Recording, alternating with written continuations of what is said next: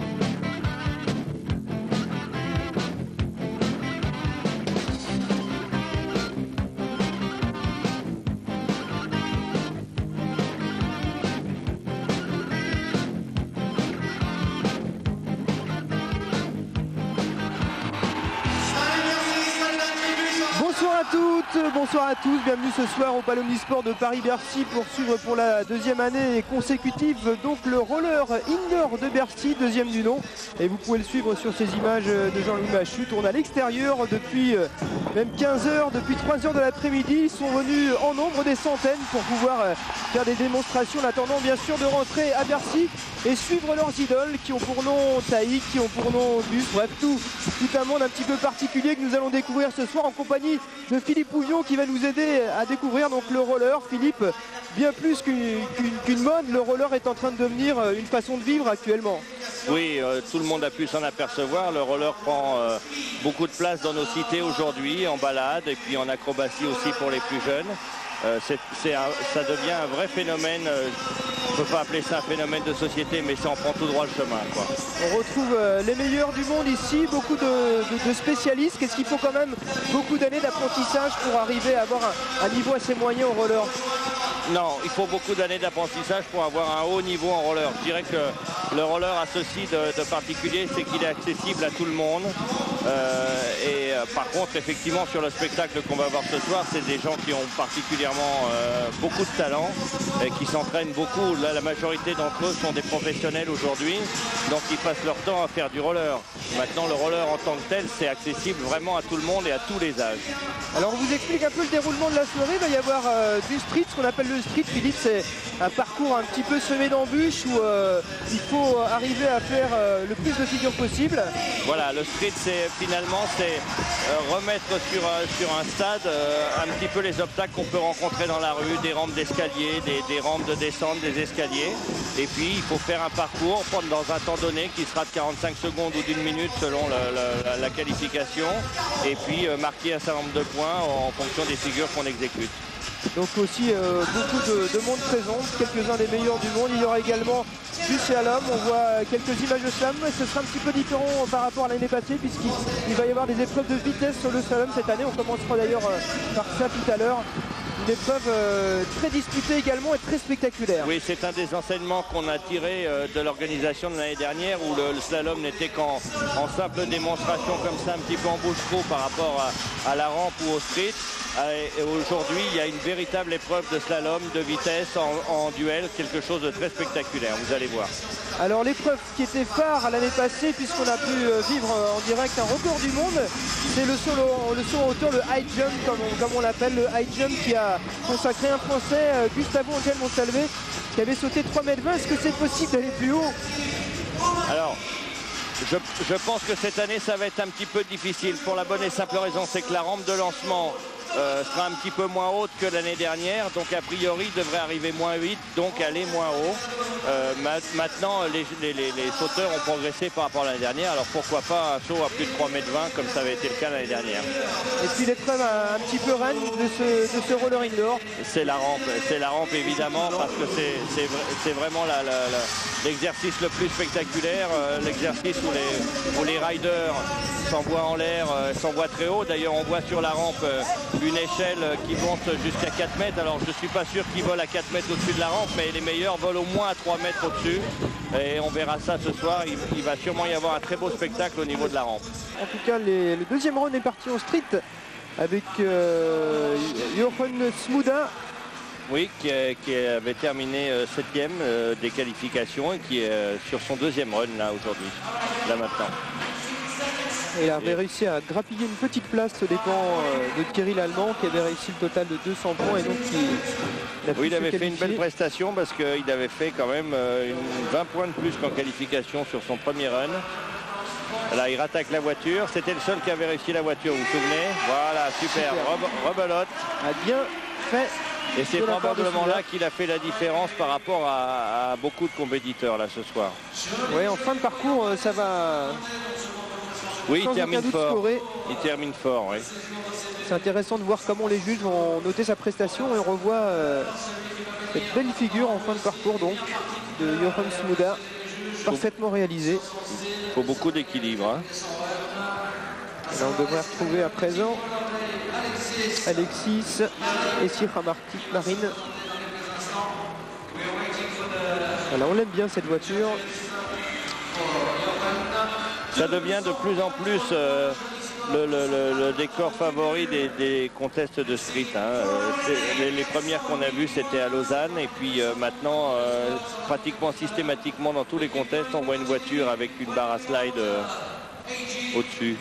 Elle a 204 points, donc un total de 408 puisqu'on comptabilise les deux prestations. Assez régulier donc Johan Smuda 204.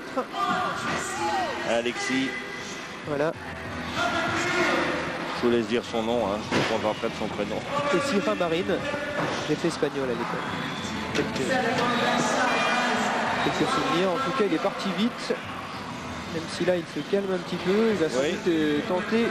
Il était peut-être un peu perdu dans l'enchaînement de ses figures. Ouais.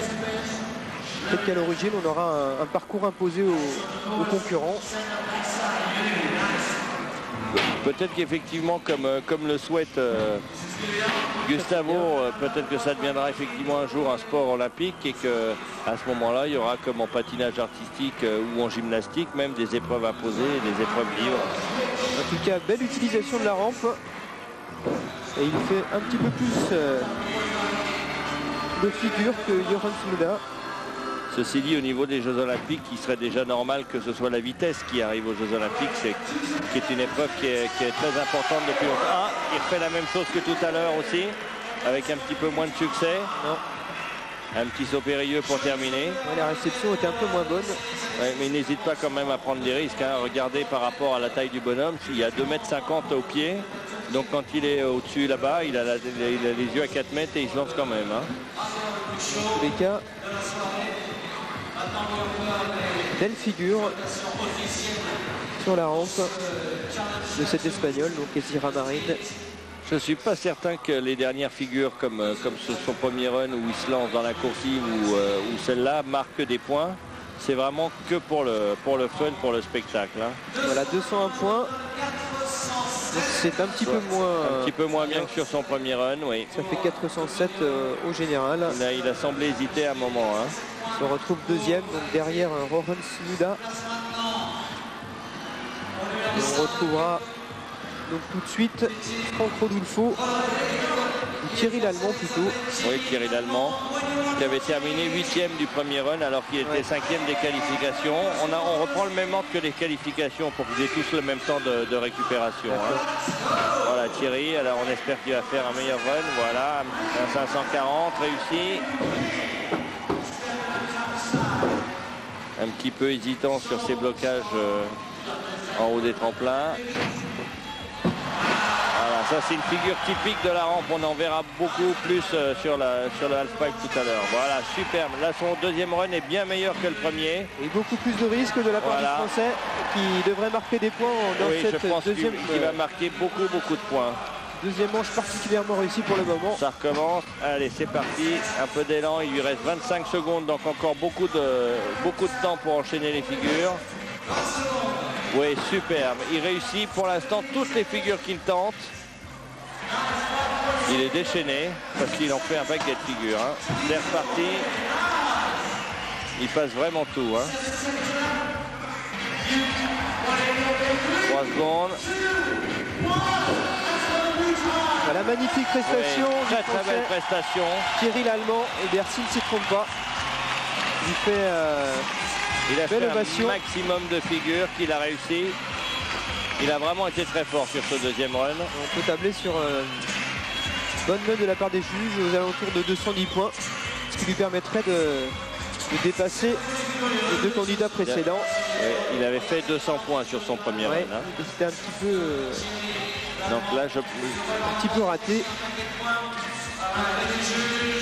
Voilà, pas facile de noter, mais on peut s'attendre à un petit coup de pouce des juges quand même. Il n'avait pas été trop bien noté lors du premier run. Il faut dire que ce second run n'a rien à voir avec le premier. Hein. Il a réussi beaucoup plus de choses. Aucune chute. Regardez, celle-là, il avait fait que monter au premier run. Et là, il fait l'aller-retour qu'il réussit. 220 points. Ouais, il a une des meilleures notes là, parfaitement méritée. Il a mis la barre très haut quand même. Hein. 220 points. C'est le meilleur score ce soir, y compris meilleur que Timoir tout à l'heure sur son premier run, qui avait fait 219 points. Donc c'est la meilleure prestation que nous ayons vue ce soir, c'est celle de Thierry Lallemand. Quand je vous disais tout à l'heure que c'était un jeune qui montait, ça se confirme. Peut-être un peu timoré sur son premier parcours, un peu impressionné par Bercy. Il s'est complètement retrouvé sur le deuxième, il a vraiment fait une très belle prestation. Et c'est parti pour son petit tour d'honneur. Oui. Donc plus que la Ola à Bercy. Et donc devrait s'élancer Ben Furzeden qui avait réussi lui aussi une belle prestation tout à l'heure. Oui, qui avait pris la deuxième place du premier run.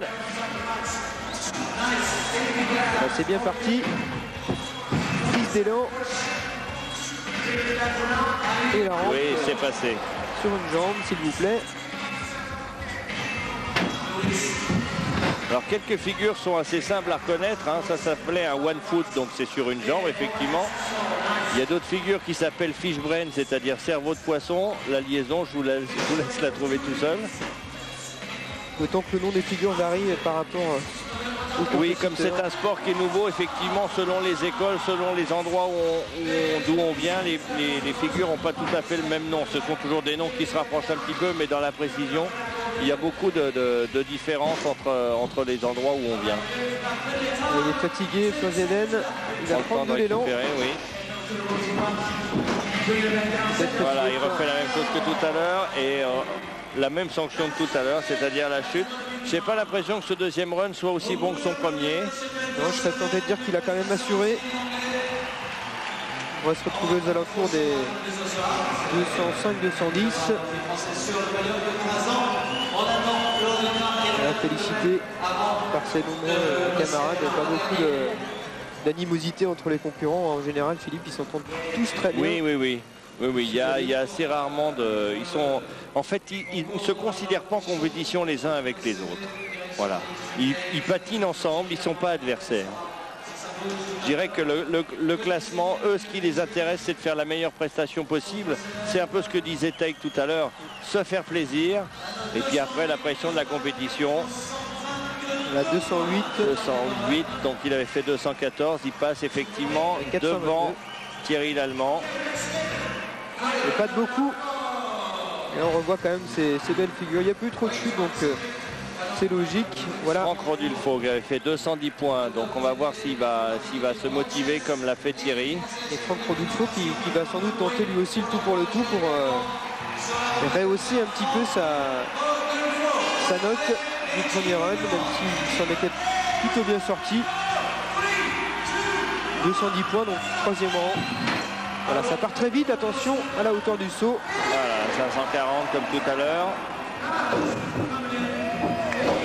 Voilà. C'est un peu moins bien. Allez, il faut repartir, Franck. Il reste 45 secondes. Ça doit quand même enlever des points. Oui, il va jusqu'au bout.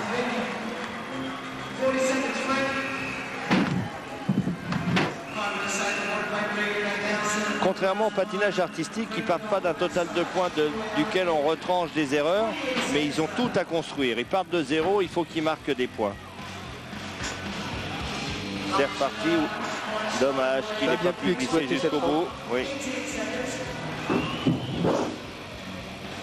Alors, on sent que le pas du patineur est un petit peu plus lourd. Il commence à en avoir plein ses bottes. Encore une figure. Voilà, un saut. Il reste 2 secondes, 1 seconde. Ça y est, c'est fini. Une petite dernière juste pour le spectacle. Voilà, sur la rampe. Oui, superbe. Dommage qu'il n'ait pas réussi celle-là pendant son programme. Et Franck Rodulfo qui va attendre la note des juges qui devrait être un petit peu moins bonne que celle de Fleur Zeden. Du moins au premier run, aux alentours de 210, peut-être un petit peu moins 205.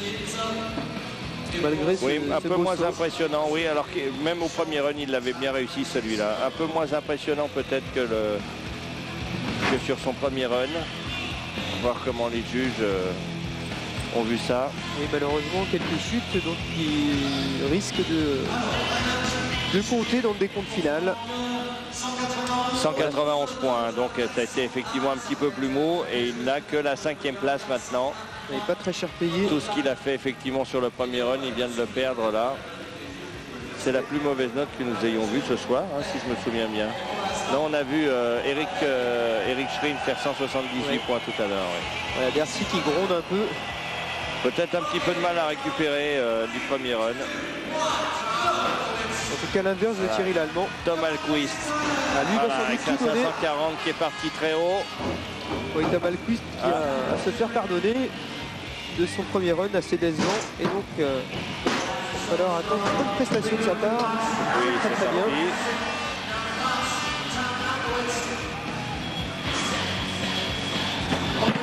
Il a un petit peu de mal. Alors, ces barres-là, ça s'appelle des copings quand elles sont au-dessus de la rampe comme ça. C'est ce qu'on verra aussi sur le halfpipe tout à l'heure. Et il a un petit peu de mal sur son travail au coping, sur les 2 fois qu'il l'a tenté. Oui, ça c'est super par contre. Un grand spécialiste du halfpipe, de la rampe.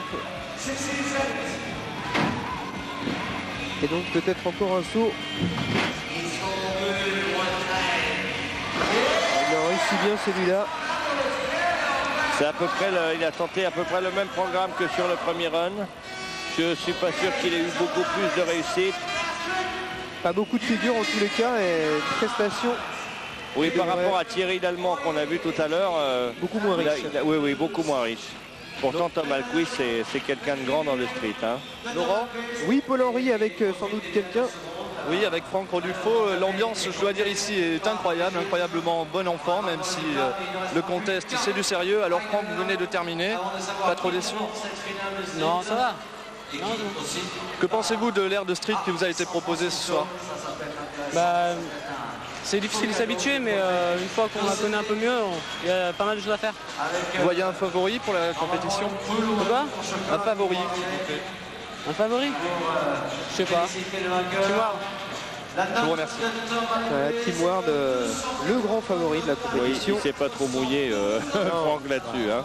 Vous auriez dit la même chose, je suis sûr. Oui, il y a de fortes chances, oui. C'est vrai que Tim Ward est actuellement en tête. 204 points pour Tom Alquist, 412 points. Ça veut dire que Thierry Lallemand est toujours devant. Oui, en deuxième position derrière En deuxième l'anglais position. Hein. Jordan. Belle prestation. Peut-être que la surprise va venir effectivement de Bernd Schurzeden et de Thierry Lallemand. Hein. Oui, l'anglais qui était assez constant dans ses prestations. Et voilà, attention maintenant. Le numéro 1, Tim Ward. Il va falloir qu'il se méfie, faire un bon run quand même, parce que il faut marquer au moins 120 points. 220 points même. Peut-être un petit peu moins. 202. Ouh là là, il a du mal, hein. Il a beaucoup de mal. Ça devrait quand même passer pour Tim Ward. Voilà une petite... Mais beaucoup les mains, il a eu déjà 2 chutes. On sent que c'est difficile physiquement là C'est maintenant. moins Hein. facile que tout à l'heure. C'est physiquement que la différence se fait. Voilà Tim Ward. Celle-là ne comptera pas non plus. Il tente des choses, mais il a beaucoup de mal. Hein. Encore 12 secondes. Là, c'est difficile de récupérer. Il se dépêche, pencher les figures. Je ne suis pas du tout certain. Ah, il la recommence. Je ne suis pas du tout certain qu'il ait fait un run superbe. Oui, c'est un petit peu surprenant. Je pense qu'effectivement, le meilleur sur ce deuxième run, ça a vraiment été Thierry, qui a marqué un maximum de points. Dommage qu'il n'ait pas très bien fonctionné sur son premier run parce que c'était un contest qui était à sa portée là, sur ce qu'il a fait sur son deuxième run. Ça a été extraordinaire bien sûr, mais la victoire va se jouer entre Tim Ward donc et Ben Furzeden. Oui, et puis oui, Thierry sera de toute façon au pire 3e selon le nombre de points que marquera Tim Ward. Voilà, réception un petit peu malencontreuse, assez ratée même. Mais bon, le résultat devrait être suffisant pour lui permettre de conserver cette première place puisqu'il avait réussi un 212 points. Et il garde effectivement la première place. 431 points au total. Donc la victoire finale pour Tim Ward qui a été quand même bien noté hein, sur cette... Sur ce deuxième run, je trouve aussi, oui. 431 points donc pour lui avec deuxième Furzeden. Voilà. On va voir cette figure là qu'il a tenté plusieurs fois.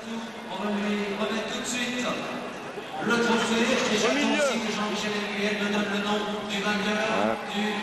Tom Alquist qui est un petit peu déçu quand même, le Danois qui faisait partie des très grands favoris et qui finit finalement 4e de cette compétition.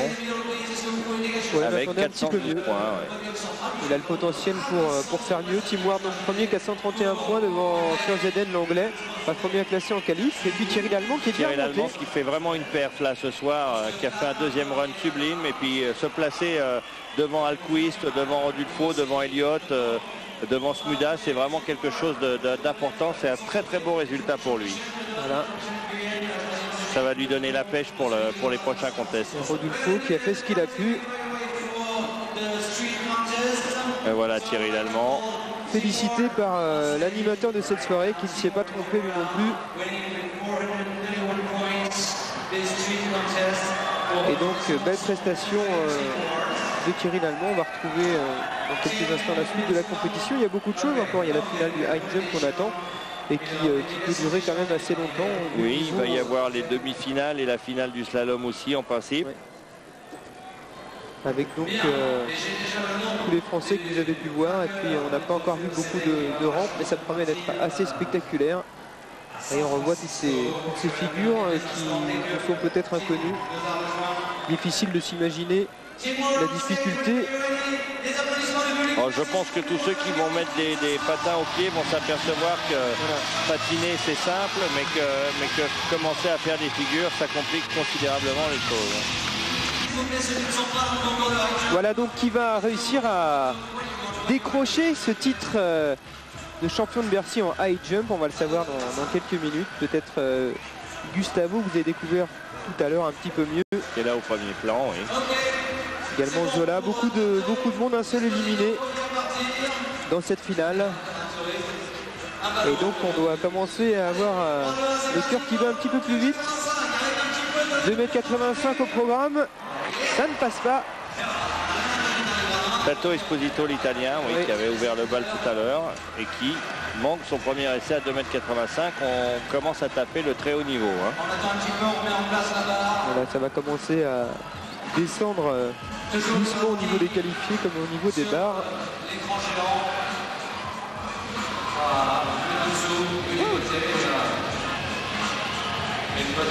Les concurrents qui suivent tout ça avec une grande attention. Alain Jacquier qui va s'élancer, le champion suisse. Nous enchaînons avec barre difficile, hein, 2,85 m. On sait que les concurrents avaient eu des difficultés l'an passé à franchir un certain cap. Et après, il s'était élevé assez haut. Alain Jacquier, lui aussi, qui échoue. C'est peut-être la reprise, hein. Ils reprennent haut maintenant. C'est toujours difficile une interruption dans un concours, hein. C'est toujours difficile à gérer pour les compétiteurs. Et là, on voit l'impulsion pas assez forte puisque c'est le bas des patins qui touche la barre. Sinon ça passait, d'autant que la réception était... bon, il a mis une petite main apparemment, donc je n'ai rien dit. Ils font régler un petit peu la distance entre le tremplin et la barre. Voilà Zola, qui était un des plus impressionnants depuis le début, hein. Sur chacun de ses sauts il était parfait. Oui, il a fait un sans faute pour l'instant. Zola qui est plutôt un spécialiste du slalom et qui se met petit à petit au high jump. Voilà, super, super. Sans problème, Zola qui... Là, il va aller haut ce soir parce que vraiment son saut à 2,85 m, il y a vraiment de la marge, hein. Là, on peut déjà prévoir qu'il va faire au moins 3 mètres, hein. Oui, Zola, regardez la hauteur. Il a beaucoup progressé dans cette discipline en un an. Alors en compétition officielle, il n'y a pas le même tremplin quand même, hein. Il saute sans tremplin. C'est un peu plus délicat. Toujours une reprise aussi belle. Wilfried Rossignol qui s'élance à présent, 2,85 m pour lui et ça passe.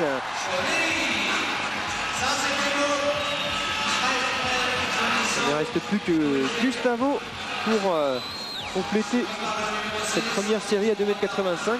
Est-ce que ça va recommencer comme la première série, c'est-à-dire que les favoris commencent par échouer? On revoit tout ça vraiment. Avant de mettre le turbo.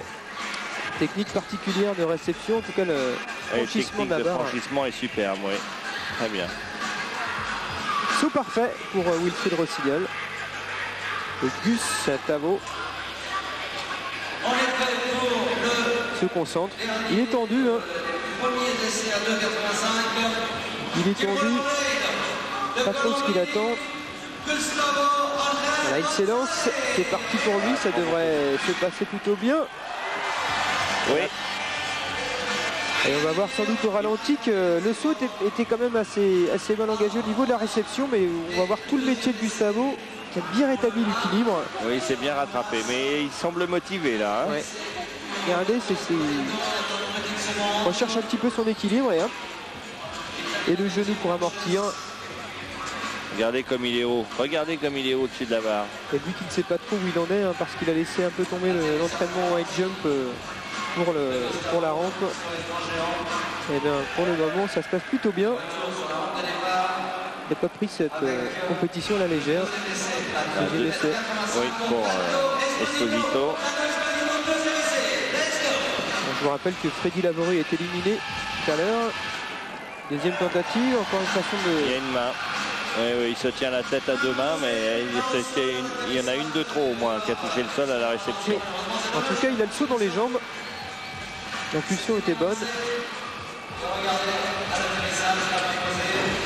Façon un petit peu différente de passer l'obstacle. Il va falloir attendre donc la troisième tentative. Et on voit que sa technique de réception n'est pas aussi bonne que celle. Oui, mais il s'est désaxé un petit peu sur le côté. Il a peut-être aussi eu un peu peur de retomber sur le caméraman de Paris Première.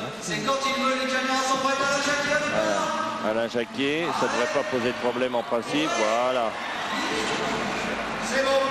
C'est bon. Voilà, donc pas de petite main posée. Voilà. Effleurer le sol.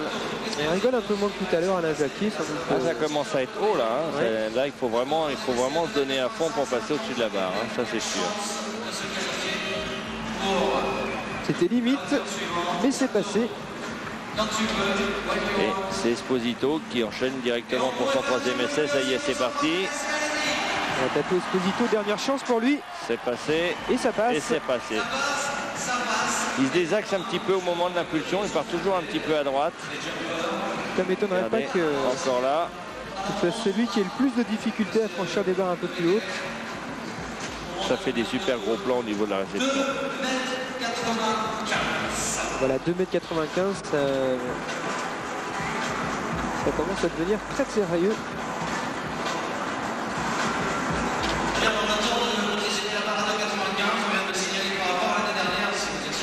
Donc la montée de barre a manifestement été étudiée pour battre le record des 3,20 m de l'année dernière, puisqu'on va monter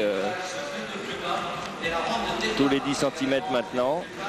Donc 3,05 m, 3,15 m, 3,25 m après. Oui, on est à 5 cm, donc les 3 mètres à 2,95 m. On revoit tous les sauts victorieux, réussis. C'était limite quand même pour Alain Jacquier. Oui, je suis curieux de savoir s'il va changer de technique de franchissement maintenant. Là aussi pour Esposito, c'est un peu cette technique de franchissement leur permet d'aller bien moins haut, effectivement. Il y a tout l'espace des jambes, ça veut dire qu'il faut mettre le centre de gravité bien plus haut que... Et handicap pour Esposito qui est obligé de repartir en premier. Ah, superbe au premier essai. Vraiment, il me fait mentir. Il promettait des barres difficiles un peu plus hautes. Mais finalement, regardez. C'est quand même une façon très particulière de franchir l'obstacle, mais ça passe. Il lance ses jambes vers l'avant. Ça veut dire qu'il a bien donné un élan vertical à son saut pour pouvoir se dégager de la barre suffisamment tôt. Alain Jacquier à 2,95 m. La prise d'élan est beaucoup plus dynamique que tout à l'heure. Oui, c'est passé. C'est passé pour lui. Ça s'annonce très haut ce soir à oui, Bercy. Là aussi, vu son regard, il est très motivé. Il a envie de donner une belle réplique à Gus ce soir. Il s'est monté très haut. Et on voit qu'Alain a de la marge, avec ses jambes fléchies au-dessus de la barre. C'est Wilfried Rossignol qui devrait s'élancer. Non, c'est plutôt Zola qui va s'élancer à présent. C'est Zola qui a tout passé au premier essai, lui, depuis le début.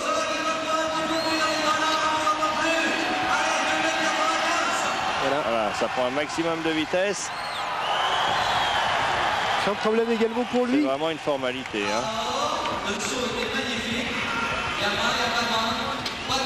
Non, pas de main.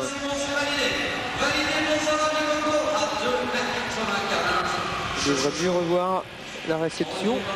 Mais bon, sa technique lui permet. Il est haut également, lui. Oui, il est très très haut.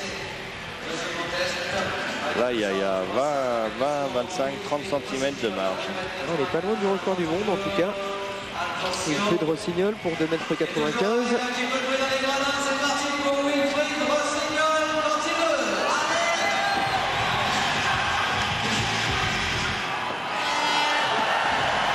Ça passe pour lui aussi. Il est très régulier depuis le début du concours aussi.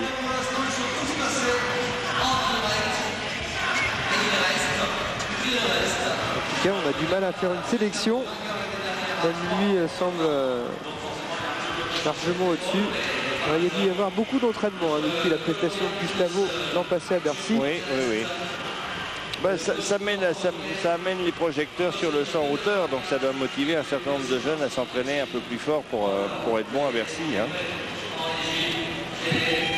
Gustavo qui s'élance à son tour. Et lui, ça passe sans problème. Ils vont compter la... Non, ça devrait être bon, ça ne compte pas cette petite... Celle-là ne compte pas. Ouais. C'est logique. En tout cas, lui aussi, il semble prêt pour dépasser les 3,20 m ce soir. Si on se fie à ce saut, regardez un peu la hauteur. Et tout le monde est qualifié. 3,05 m. L'année dernière, il y avait deux sauteurs qui étaient passés au-dessus des 3 mètres. C'était Alain Jacquier et Gus. Et avec beaucoup de difficultés. Oui. Pour franchir 3 mètres, ça avait été dur. C'est ensuite que ça s'était... oui, avec Gus qui avait franchi 3,20 m vraiment. Ça veut dire que là, ils sont 5 encore à avoir franchi 2,95 m.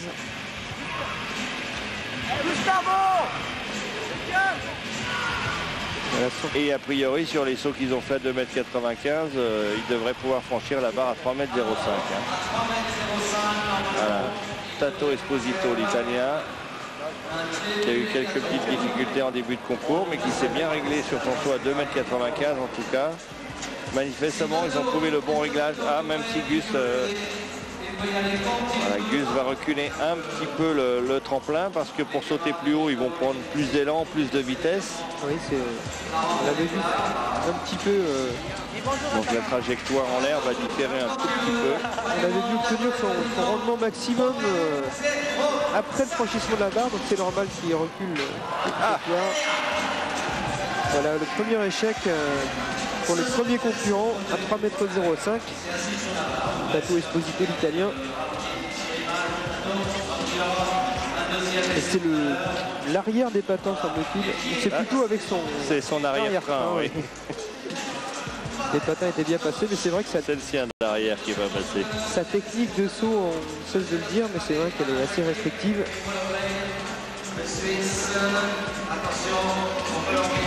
Il ne va pas être mauvais à la perche, d'ailleurs, Esposito, sa technique de saut. Alain Jacquier lui passe sans problème, a priori.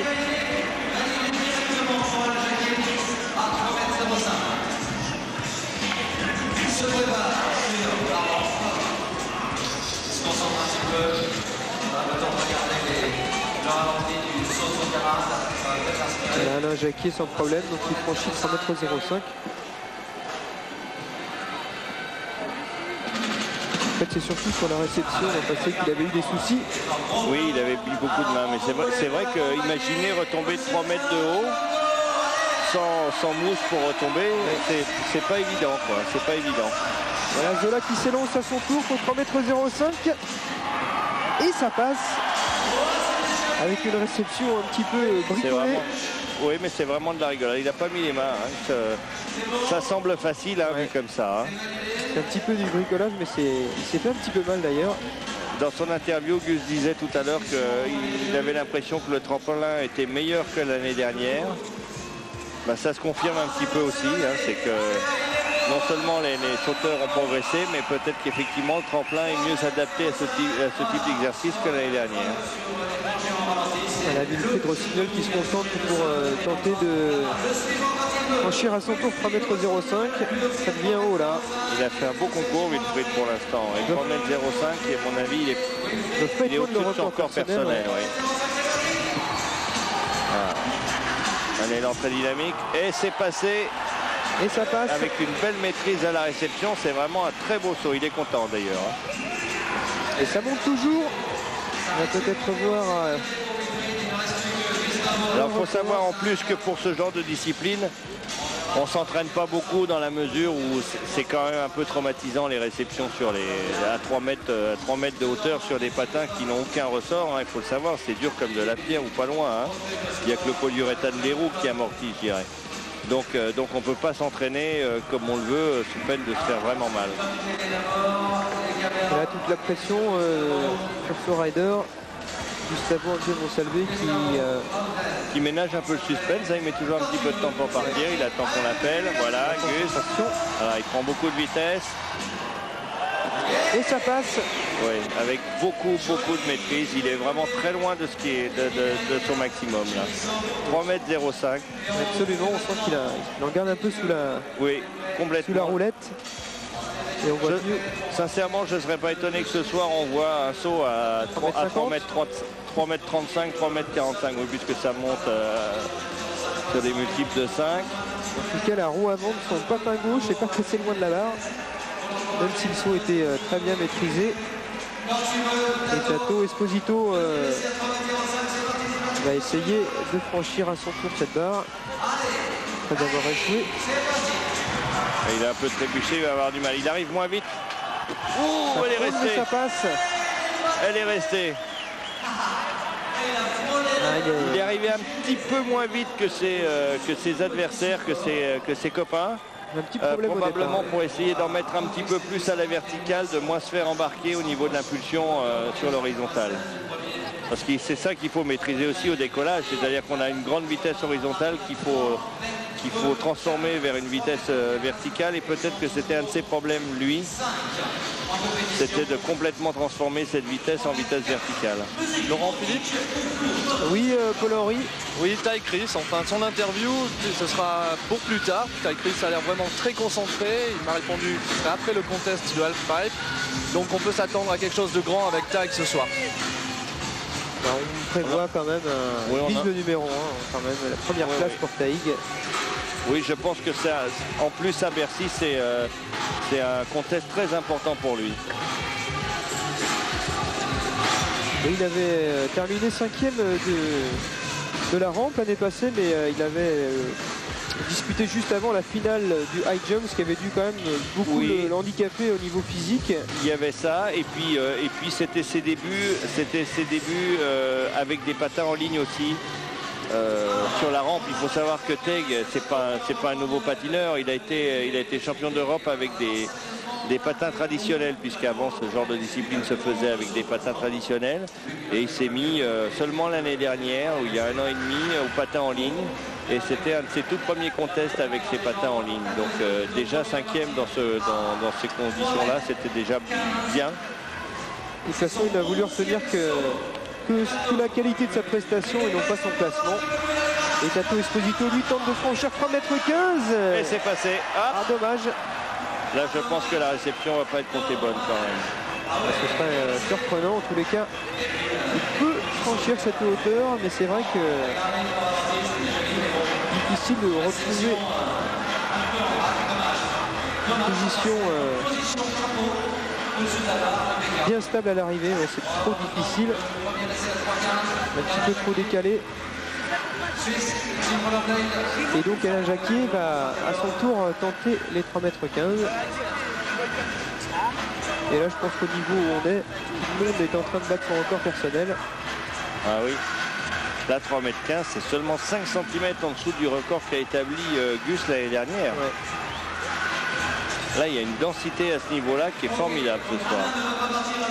On va partir sur ce 3,15 m, comme il vient de le dire, sur ces 4 ans dans le compète, donc il dit place au jeu. Alain Jacquier qui déclare forfait et qui préfère laisser la place aux jeunes. Alors, ce que je ne sais pas, c'est si, comme en athlétisme, dans les concours de son hauteur au-dessus à la perche, on a le droit de faire l'impasse sur une barre et d'en tenter une plus haut. Manifestement, depuis le début du concours, et ça s'était passé aussi comme ça l'année dernière, tous les compétiteurs tentent toutes les barres tant qu'ils sont en concours. Est-ce que Alain a le droit de différer une tentative? Je ne sais pas. On verra tout à l'heure si... Ouais, c'est un petit peu dommage. J'ai arrêté la compétition après avoir effectué tous ces sauts. Enfin, c'est vrai que les chutes sont difficiles, hein, et ça fait mal aux pieds quand même. Hein. Et la Zola qui s'élance et qui est passé. Et c'est passé 3,15 m. En tous les cas, Zola qui est bien parti pour être l'un des gros outsiders de la soirée. On regarde franchissement de barre, il est encore un petit peu au-dessus d'ailleurs. C'est sûr que la réception, encore une fois, elle est un petit peu spéciale. Finalement, l'essentiel est de ne pas poser la main par terre. Il réussit fort bien. Alors c'est un très très beau saut. Très beau saut. 3,15 m, c'est haut. Hein. Bon, ça se complique pour Wilfried Rossignol, encouragé par ses camarades. Le dossard numéro 5, Wilfried Rossignol, pour son premier essai à 3,15 m. 3,15 m. Je me demande si Wilfried avait imaginé qu'il serait à cette hauteur-là avant de venir à Bercy. Hein. En tous les cas, il est très concentré pour franchir 3,15 m. Attention, Grosse prise d'élan. première tentative. Et c'est passé. Il est superbe, il a une maîtrise formidable depuis le début du concours. Hein. Toutes ses réceptions, ses passages de barre sont superbes. On a vraiment l'impression qu'il est complètement dans le coup. Il y a vraiment un concours d'enfer hein, ce soir. Hein. Parce qu'il est haut encore là, même à 3,15 m, il est haut. Ça va peut-être être la révélation de ce soir. Hein. Ils sont encore nombreux à pouvoir... Regardez s'il est haut. Il y a 20 ou 30 cm de marge encore et la maîtrise de la réception, il met même pas le genou par terre. Peut-être falloir faire attention au plafond dans quelques années, si ça continue. Oui, ils seront obligés de faire le saut hauteur dehors. Voilà Gus. Gustavo. Et c'est passé. C'est pareil. C'est passé lui aussi. Super bien passé. Et on retrouve pour l'instant, ils sont 3 à être passés à 3,15 m puisqu'Alain Jacquet a abandonné. Il ne reste plus que Tato Esposito. Ça va être dur pour lui quand même parce que... Oui, il avait eu du mal. Hein. Même si tous les autres échouent à la hauteur supérieure. Tato qui vient remettre son tremplin, voilà.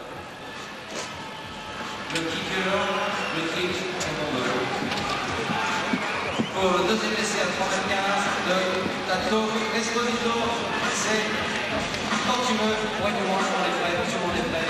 La télé, le public, et tout le monde. Voilà donc Tato Esposito pour sa deuxième tentative à 3,15 m, ça ne passe pas, ce sera vraiment difficile. Oui, je crois qu'il a beaucoup plus de mal que ses copains pour maîtriser sa vitesse ascensionnelle. Hein. Il arrive beaucoup moins vite sur le tremplin que les autres. Et forcément, au bout d'un moment, ça va coincer. Voilà, il n'avait même pas assez de vitesse horizontale là, pour passer de l'autre côté de la barre. En tout cas, il faut se remettre vite sur le tremplin.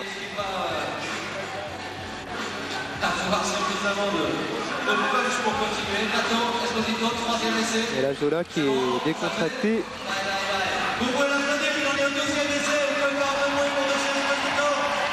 Et Tato Esposito applaudi par tout Bercy, encouragé par ses adversaires. Tato Esposito qui doit effectuer un effort encore important. Ce sera vraiment très dur, mais il en a peut-être les moyens. Et c'est passé. Dommage pour la réception. En tout cas, c'est terminé. Pour la réception, mais il a quand même franchi la barre. Oui, 3,05 m pour Tato Esposito. 3,15 m là. Oui, mais il ne l'a pas franchi. Oui, c'est vrai. Donc il restera à 3,05 m, mais comme vous disiez, Philippe, il a vraiment le potentiel pour aller plus haut. Et les organisateurs ne s'attendaient peut-être pas à ce que ça aille aussi haut, oui. Enfin, ils avaient quand même prévu large vu la hauteur des poteaux.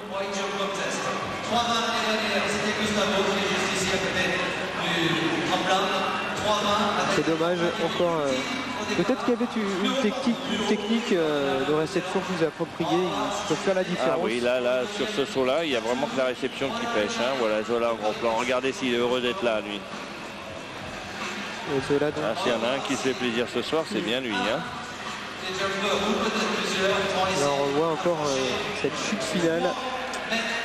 Et Zola lui est passé tranquillement, dirons-nous, même si la réception, vous voyez, est plus délicate. Gustavo lui sent le problème, comme Wilfried Rossignol. Et Tato Esposito, lui, restera donc bloqué à 3,05 m. Et on va monter la barre donc à 3,25 m. Et là, c'est carrément le record du monde. Et ils sont 3. Record du monde officiel, car on peut peut-être penser qu'ils ont franchi cette barre à l'entraînement.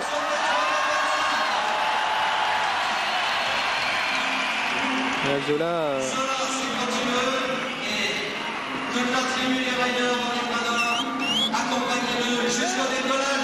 voilà Zola qui est parti. Prend beaucoup de vitesse. 5. Ça ne passe pas. Il en manque un tout petit peu, mais je suis sûr qu'il va passer. Je prends les paris, Laurent. Ah, j'y fais confiance, moi. En tout cas, ils sont tous susceptibles d'avoir cette hauteur dans les jambes. C'est son pied gauche qui accroche la barre. Et même comme ça, il est à peine déséquilibré. Il met une petite main à la réception, mais il a pratiquement assuré sa réception, même comme ça. Voilà toute la concentration de Wilfried Rossignol. C'est vrai que les pieds commencent aussi à en prendre un sacré coup. Oui. Même Et si ça, regardez comme il se concentre. Il y a une technique de réception, comme nous disait Gus. Attention, ce premier essai. Et c'est passé. Voilà, record du monde réussi par Wilfried Rossignol. Et Bercy ne s'y trompe pas et réserve un accueil fantastique à Wilfried Rossignol. Voilà, on revoit ce franchissement de barre. Et il est quand même assez au-dessus. Hein. Ah oui, il est formidable. Là ce soir, Wilfried est formidable. Et il y a encore de la marge. Hein. On va pouvoir monter la barre très haut ce soir. Allez Gus, maintenant. Il ne s'agit de pas se faire distancer. Maintenant, il reste à passer pour son premier essai, le vainqueur du trophée. C'est la félicité par tous les concurrents de Bercy. Et Gustavo qui s'élance pour essayer d'égaler le record du monde. Et ça passe aussi. C'est passé. 3,25 m pour Gustavo. Il est impressionnant aussi Gus hein, là-dessus. Hein. Et le duel s'annonce palpitant. Peut-être même si Zola arrive à se qualifier pour la hauteur suivante, ça va aller très haut. Beaucoup d'émulation entre les concurrents. On peut s'attendre à quelque chose de très fort ici à Bercy. Regardez Siléo, regardez Siléo. Ah, ça va être une belle bataille entre Wilfried et Gus. Hein. Ils semblent vraiment tous les deux avoir une marge, même si, et je souhaite que Zola passe, parce que ça serait vraiment un super concours, et ça serait bien pour lui, il a l'air tellement heureux d'être là, regardez. En tout cas, il demande l'appui du public de Bercy pour aller plus haut, pour le pousser, allez, pour Zola. lui donner plus de vitesse au tremplin, attention. Ah, ça ne passe pas. C'est un peu dans la tête que ça n'est pas passé, il n'a pas tenté le... Il se pose un peu la question de savoir comment il va pouvoir s'envoler. Hein. Par rapport au saut précédent, il a dans sa prise d'élan, il a pris beaucoup moins de vitesse. Ouais. Un peu plus hésitant. C'est dommage parce qu'on a vu dans des sauts précédents qu'il avait cette hauteur dans les jambes.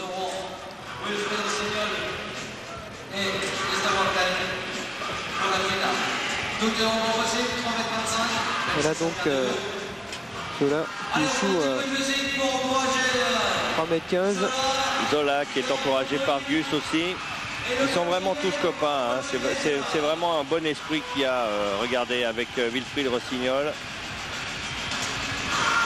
La Zola qui va effectuer sa toute dernière tentative. C'est un qui tout double pour lui maintenant, 3,25 m, mais est-ce qu'il a dans sa tête la motivation nécessaire? Il semble plus que c'est de ce côté-là que ça ne marche pas trop. Hop, ça commence à être très haut aussi. Hein, il a vu le saut de Wilfried. Voilà, là il va jusqu'au bout, là il va jusqu'au bout. Ah, ça ne passe pas, voilà. Zola qui est éliminé. Élimination donc de Zola qui se contentera de 3,15 m ce soir. Très très beau concours. Très très beau concours. Et donc cette finale se résume à un duel à présent entre Gustavo Angel Monsalve et Wilfried Rossignol, deux candidats qui sont d'ailleurs les plus petits gabarits de cette finale. Petit mais costaud. Petit mais bondissant même. Ouais, sans doute plus facile de monter ses jambes. Voilà Zola qui quitte le concours. Bon, j'ai perdu mon pari si je me souviens bien. Ah bah oui. J'étais obligé de reporter sur Wilfried. On réglera ça tout à l'heure. Oui Laurent. Oui, Paul-Henri, peut-être avec Zola ou... Oui, je suis avec Zola. Zola, vous êtes allé à la mine aujourd'hui, vous êtes déponcé. Ouais, franchement, j'ai battu mon record. Mon record, c'est à 3 mètres en entraînement. J'ai réussi quand même à monter haut, je suis vraiment content. Vous avez un favori? Un favori, je pense que c'est Wilfried. Est-ce que le public vous a aidé? Il nous aide beaucoup. Franchement, il nous aide beaucoup là. Parce que ça nous permet d'avoir confiance en nous et pour aller encore de plus en plus fort. Voilà, en tous les cas, une première tentative qui a échoué. D'assez peu d'ailleurs de Wilfried. C'est vrai que 3,35 m. 3,35 m, le record était de 3,20 m avant le début de ce concours. En tout cas, psychologiquement pour Gus, c'est bien. Parce que là, s'il franchit cette barre, il est pratiquement assuré de gagner la compétition. Enfin, sait-on jamais, mais en tous les cas, il prendra une belle option.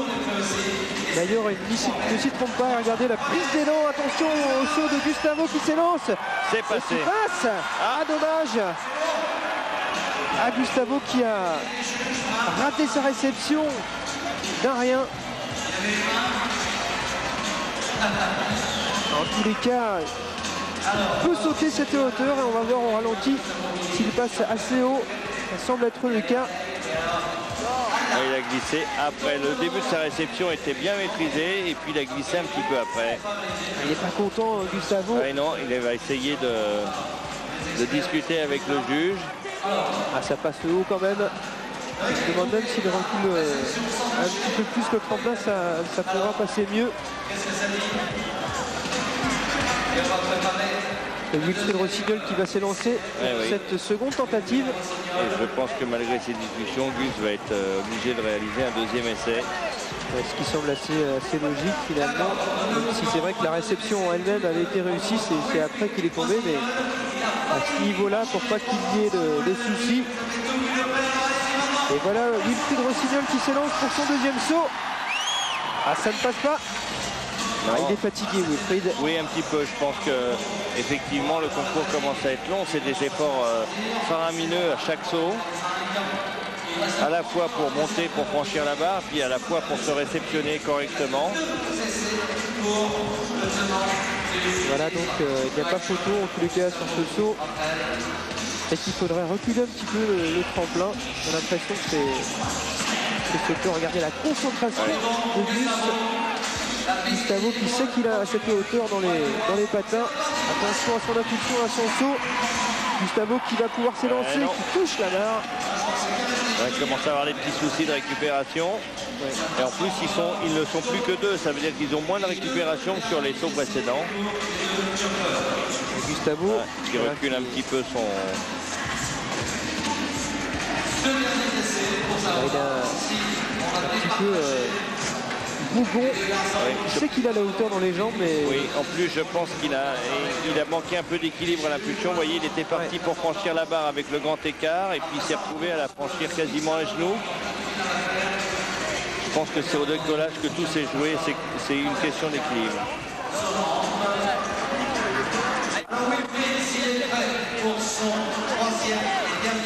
Voilà Wilfried Rossignol prêt à s'envoler à 3,35 m. Il est concentré, hein. Il joue gros Wilfried pourtant. Allez, prise de risque maximum. Et c'est passé. Et c'est passé. Et Wilfried Rossignol qui s'empare de la tête du classement.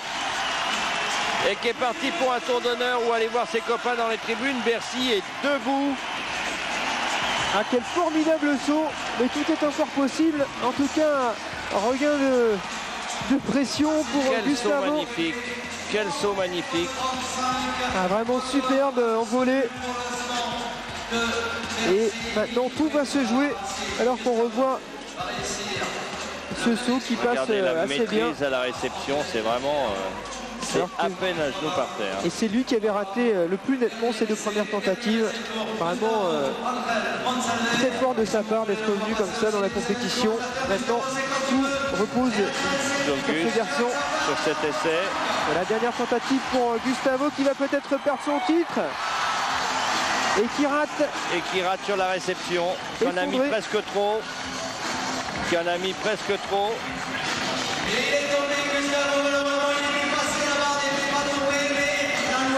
Et voilà, Bercy couronne un nouveau rider, un nouveau roi. Voilà donc Wilfried Rossignol qui remporte cette compétition de high jump. On fait une courte pause et on se retrouve tout de suite après pour le half pipe.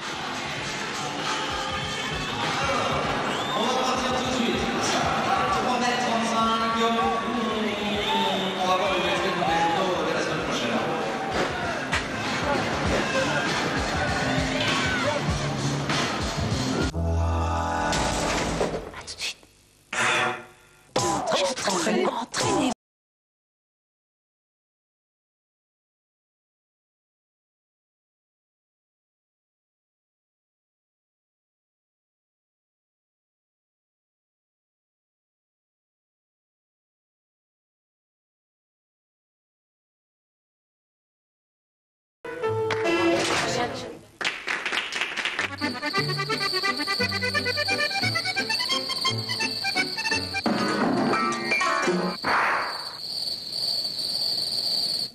Retour donc à Bercy, après les grands moments que vous venez de vivre sur le high jump. On se retrouve sur le slalom, speed slalom. Pour les demi-finales et la finale du slalom. Alors, on vient de voir la première demi-finale et c'est Cédric Proulx qui a gagné. On s'est aperçu sur la première demi-finale que les patineurs étaient de plus en plus habiles puisqu'aucun gobelet n'était tombé. Est-ce que ça va être le cas dans la deuxième demi-finale qui va donc opposer Dibundu à Wamaï? Quelque sorte une finale avant la lettre, car les deux hommes ont vraiment dominé jusqu'à maintenant leur série. On n'est pas très content sur la position du dernier gobelet. Voilà. Ah, c'est très précis. Hein. Ah, il faut l'être. Dibundu, Désiré, qui est arrivé premier des qualifications. Voilà, c'est parti. Et Dibundu qui semble avoir pris l'avantage. Regardez le tricot. Très serré. Super victoire. 6 secondes pile pour Désiré. Ça veut dire que c'est le meilleur temps de la compétition de ce soir en tout cas.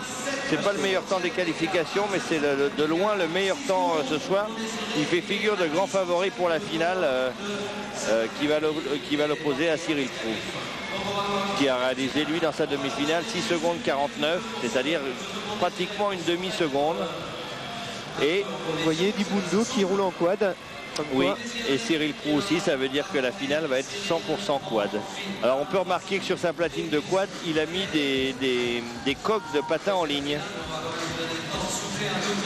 qui sont meilleures pour la précision parce qu'elles maintiennent mieux le pied qu'une basket normale. Et pour ce genre d'exercice, c'est bien. Voilà, Cyril Proulx qui a gagné sa demi-finale. Tous les deux sont en quad.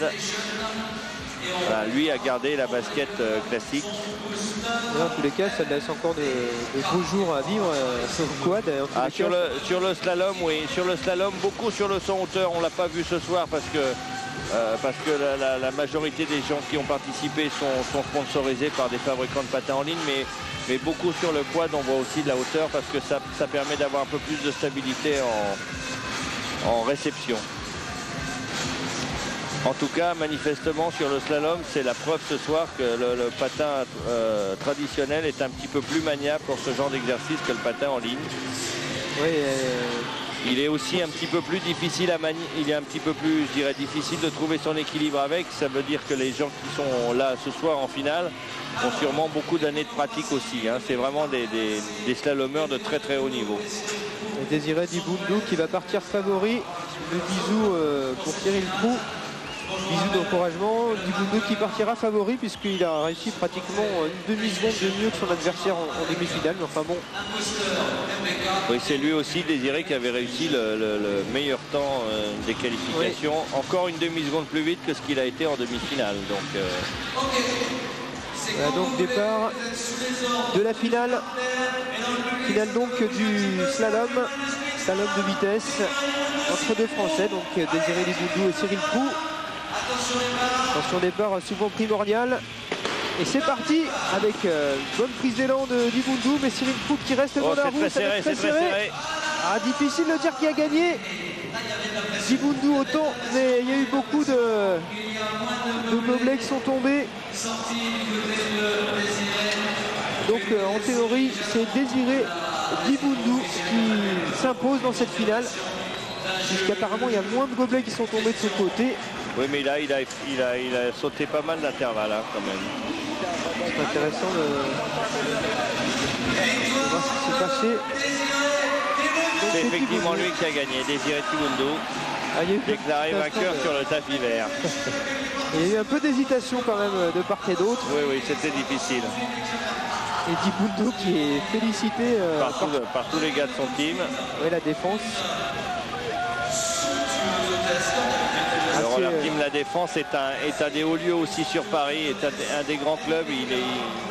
qui s'entraînent sur le parvis de la Défense tous les week-ends. Et puis ce roller de Bercy, c'est l'occasion aussi pour tous ces clubs parisiens et français en général d'afficher leur supériorité. Exactement. En quelque sorte, un championnat de France officieux, quoi. La tournée du scooter. Alors qu'on revoit au ralenti, c'est vrai qu'il a passé quelques gobelets. Il a quand même eu l'intelligence de se remettre bien dans l'allure. Et ça a pu se jouer à peu de choses. Hein.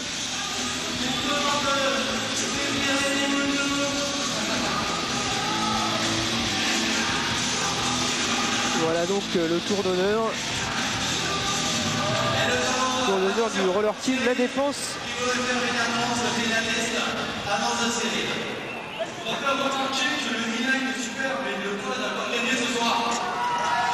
Et le quad a encore gagné. Vous voyez que le quad a ses farouches défenseurs.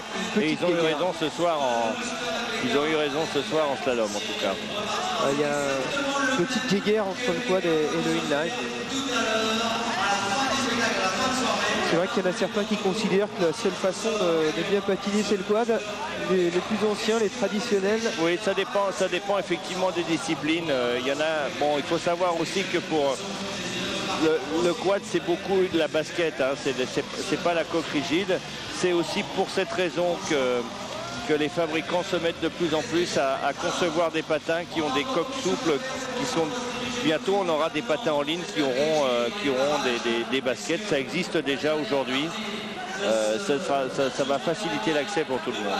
En tous les cas, le slalom nous a donné l'occasion de découvrir le team La Défense. Il y a également un team au Trocadéro où il y a Zola qui vous avez vu en saut et qui est très bon en slalom. Je vous propose tout de suite de voir son talent à l'entraînement. Il nous l'a montré au Trocadéro.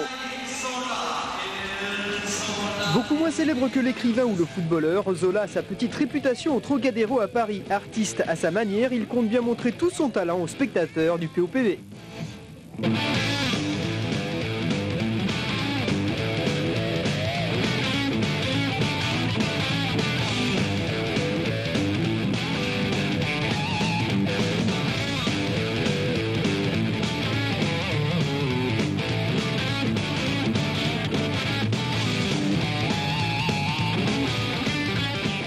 Pourquoi j'ai choisi le slalom? Parce que quand je suis arrivé, le première chose que j'ai vue, c'est les gens qui faisaient du slalom, ils m'ont impressionné. J'ai fait du slalom et là je fais du saut, je fais de la danse aussi. La rampe, j'en fais pas vraiment bien quoi. Pour avoir mon niveau, moi je dis tout simplement, c'est 2 ans j'arrivais déjà à faire tout ça. Et à force d'en faire, c'est l'équilibre. On apprend qu'il y a l'équilibre et maintenant, ça fait 6 ans. Ça fait 6 ans que je roule à fond. Normalement, à mon niveau, je pense que 2 ans, ça suffit, quoi. Mais il faut s'entraîner à fond. C'est-à-dire tous les jours, maximum 2 heures. Zola évolue donc dans la discipline slalom, qui consiste à effectuer plusieurs figures avec ses patins autour d'obstacles. Son secret, il a bien voulu nous le livrer, une façon bien particulière de concevoir ces figures.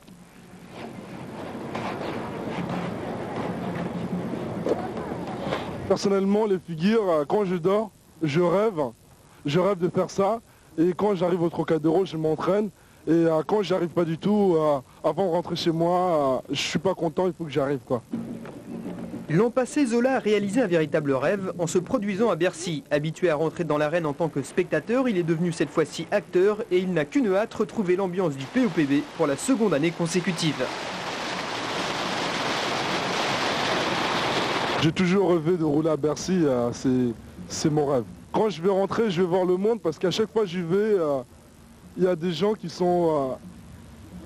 Il y a une bonne ambiance quoi, à Bercy, je dirais.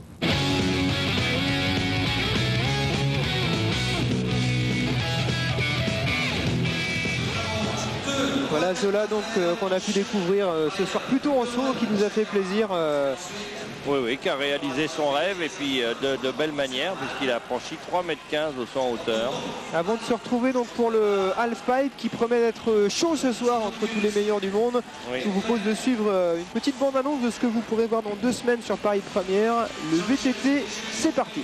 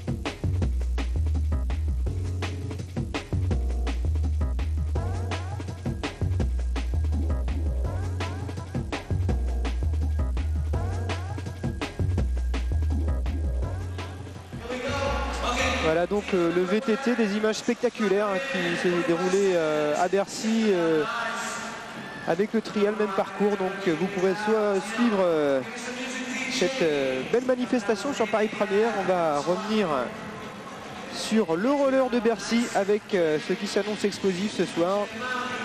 Donc le halfpipe, Philippe, compétition très spectaculaire, peut-être ce qui est le plus proche en fait de tous ces sports comme le snowboard, le ski. Le snowboard est une compétition de halfpipe également, c'est la mentalité qui s'en rapproche le plus.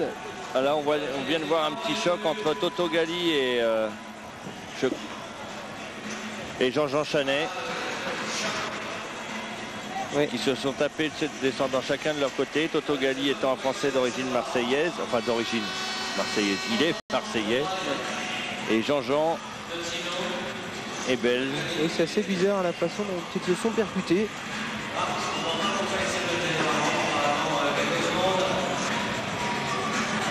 Et ils ont essayé de s'éviter, ils sont partis en même temps et puis...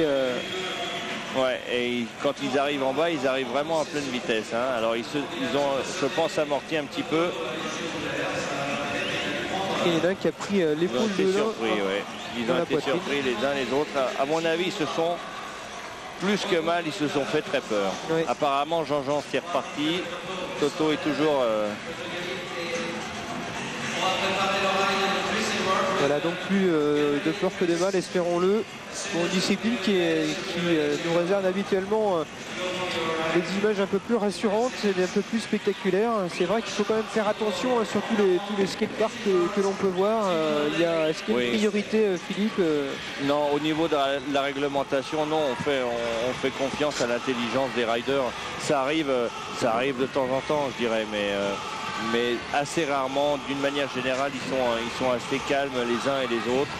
Moi j'ai vu des endroits où il y avait en plus des riders, des gens en roller, il y avait les gens en skateboard, il y avait les gens en BMX, en vélo de cross, et tout le monde s'entendait bien, notamment à Marseille d'où vient Toto. Tout le monde s'entendait bien, chacun faisait chacun son tour, c'était assez bien. J'ai même été surpris du côté raisonnable de tous ces riders, que ce soit en vélo ou en skateboard ou en roller, de faire très attention les uns aux autres. Et il y a eu une vraie solidarité. Je pense que Toto s'est fait mal au bras en essayant d'éviter Jean-Jean. C'est dommage parce que l'année dernière, il n'avait pas réussi à se qualifier pour la finale. Il avait réussi cette année en prenant la 8e place des qualifications, donc il était vraiment en finale. C'était quelque chose qui lui tenait à cœur. J'espère qu'il va pouvoir quand même rider ce soir, que son bras va pas l'embêter. C'est vrai dommage de se priver des talents de ce jeune Français. Beaucoup de Français dans cette finale, au moins 3 sur les 10 participants. Voilà. Chris Edwards. Alors Chris Edwards, il est arrivé 9e des qualifications et pourtant c'est une des grandes légendes du roller dans le monde. C'est un Américain extraordinaire. Il va très haut. Et il va effectivement très haut. Alors là, oui, là sur les 8 ou 10 compétiteurs qu'on aura ce soir, c'est vraiment le top niveau. On peut regretter que l'absence de René Hulgrin qui est dans les tribunes, mais les gens qui vont être là, vous allez voir, c'est extrêmement spectaculaire. Ils vont très haut. Elle a donc plus que 10 secondes pour lui. Et là, on donne tout ce qu'on a. Il enchaîne les figures. Alors pour la notation des points, Chris Edwards travaille assez peu sur le coping, qui est cette barre métallique sur laquelle il s'appuie là. Pour marquer des points sur la rampe, il faut effectivement beaucoup travailler, faire beaucoup de glissades comme on a vu en street d'ailleurs. C'était le souci de Tech Chris l'année dernière. Il était très fort dans ce genre de figure qui s'appelle un invert, ou très fort dans les rotations, un petit peu moins fort sur le coping. Teg a beaucoup travaillé sur le coping, s'est beaucoup amélioré. C'est la raison pour laquelle aujourd'hui il peut briguer les premières places. Il nous confie également qu'il avait inversé toutes ses figures, il les faisait indéfiniment de gauche ou de droite, ou de droite ou de gauche. Avant, arrière, arrière, avant. La rampe fait 3 mètres de hauteur. Alors là, elle est un petit peu surélevée par rapport au sol en plus avec ses armatures, puisque c'est une rampe mobile. Mais ils sont entre le plus bas niveau et le plus haut niveau, il y a 3 mètres. Ça veut dire que quand ils décollent au-dessus de la rampe, ils sont, quand ils vont à 3 mètres, et c'est ce qu'on va voir ce soir, notamment avec Rafael Sandoz qui s'est qualifié, qui est celui qui va le plus haut sur la rampe, il est donc à 6 mètres du sol. Il a 195 points pour Chris Edwards. Oui, un petit peu, on va voir beaucoup mieux tout à l'heure. Hein. Chris Edwards, c'est un vieux de la vieille, je dirais. Hein. Il c'était un des meilleurs, un des tout meilleurs il y a quelques années. L'année dernière, il n'avait pas pu venir à Bercy parce qu'il s'était fait une fracture de la jambe. Il a quelques soucis à retrouver le plus haut niveau. Il faut dire que les autres l'ont pas attendu. Hein. Donc César Morin, l'Australien, qui va s'élancer.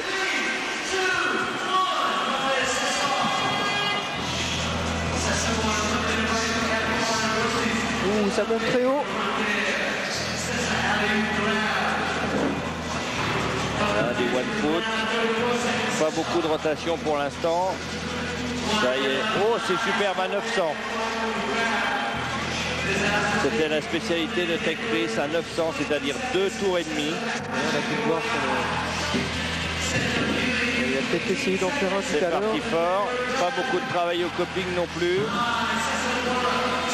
Voilà, c'est ça le travail au coping, c'est les glissades. Ah, une chute. Chute qui devrait... En tout cas, il était parti très fort, César Morin, très très fort. C'est vrai que le temps joue un rôle très bon. On revoit cette chute. On va retenter à nouveau la double rotation. Et ça s'est pas très bien passé. On va attendre la... C'est dommage cette petite faute. Il a fait une rotation de trop en tout état de cause. Il était pas très bien placé pour effectuer cette rotation. Il s'est peut-être un peu lancé inconsidérément, je dirais, pour marquer des points là.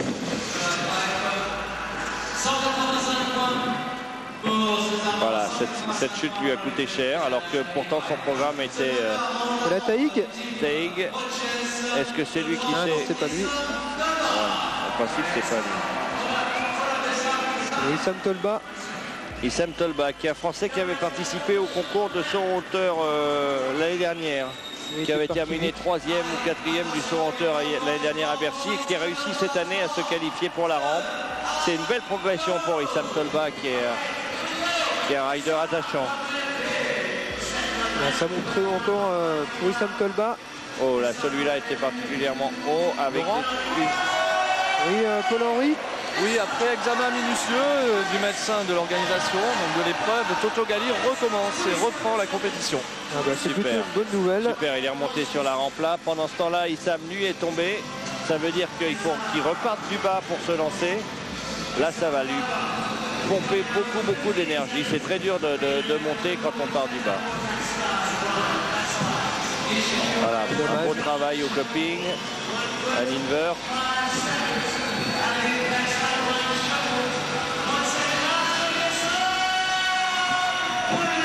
Un beau travail au coping. Oui, un beau travail pour finir, une rotation aussi pour terminer, mais en dehors du temps qui lui était imparti. C'est dommage. Dommage qu'il ait effectué cette chute parce que non seulement il y a la chute, mais en fait, en plus, il perd beaucoup de temps derrière pour essayer de remonter et avoir une prise d'élan qui lui permette d'enchaîner ses figures. Voilà, Issam Tolba. Alors chaque fois qu'un a terminé son run, tous les autres essayent de s'échauffer sur la rampe, de bien la sentir.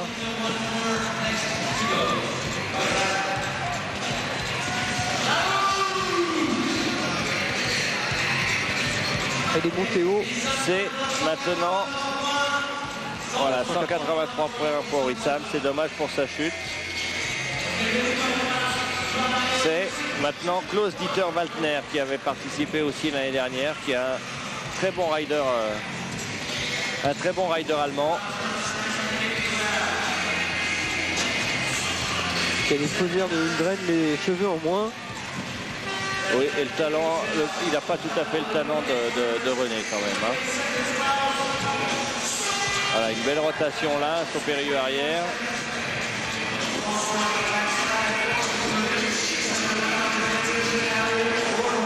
Le travail.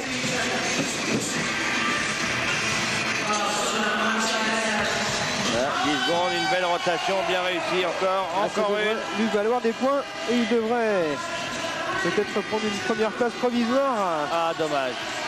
Il a tenté un 900 qu'il n'a pas mené jusqu'au bout. C'est gonflé de tenter un 900 à la fin du run parce qu'il faut vraiment de l'énergie pour réaliser ce genre de figure. Un peu le tout pour le tout. Ah, c'est pas Voilà, passé. il lui manquait pratiquement un tour pour le film. Il n'est pas monté assez haut pour... Oui, je crois qu'il manquait un peu d'énergie dans les jambes pour terminer. Ah, c'est vraiment le genre de saut qu'il faut tenter en début de programme. Par contre, ce qu'on peut constater au niveau du concours, c'est qu'il y a beaucoup plus de rotation qu'avant. C'est sans doute une évolution du style et des notations qui donne un peu plus la part belle aux rotations. 182 pour Valter. Voilà, Jean-Jean. Jean-Jean est un garçon super, un Belge, qui s'entraîne à Anderlecht, à côté de Bruxelles, où il y a un grand skatepark couvert. Et apparemment, il s'est bien remis de sa collision avec Toto tout à l'heure. Hein. Il est Il était relevé le premier de toute façon. C'est un garçon super sympa, Jean-Jean. Il n'y a pas encore de grands skateparks en France et à Paris notamment. Il y en a à Versailles, mais il n'y a pas un grand comme Anderlecht. Comme Anderlecht. Ah oui, ça nous manque beaucoup sur Paris. Il saute très haut, il va peut-être tenter les rotations. En voilà une. En voilà une deuxième. Voilà, ça tourne et à droite et à gauche et ça continue. Beaucoup de rotation. Il y a beaucoup plus de rotation cette année et beaucoup moins de travail au coping. Pour le voilà, moment. encore un petit. Voilà, ça c'est superbe. Bonne prestation de Jean-Jean Chanet. Oui, là il fait un super run. Oui, il s'est bien rattrapé. Il a failli trébucher. Il s'est bien rattrapé. Il a plus que 5 secondes. Un invert. Une seconde, super. Je parie que c'est un run à plus de 200 points. Ah. Il est bien meilleur que ce qu'on a vu jusqu'à présent. Et comme Chris Edwards était à 195, je pensais qu'il va monter sans conteste près des 200.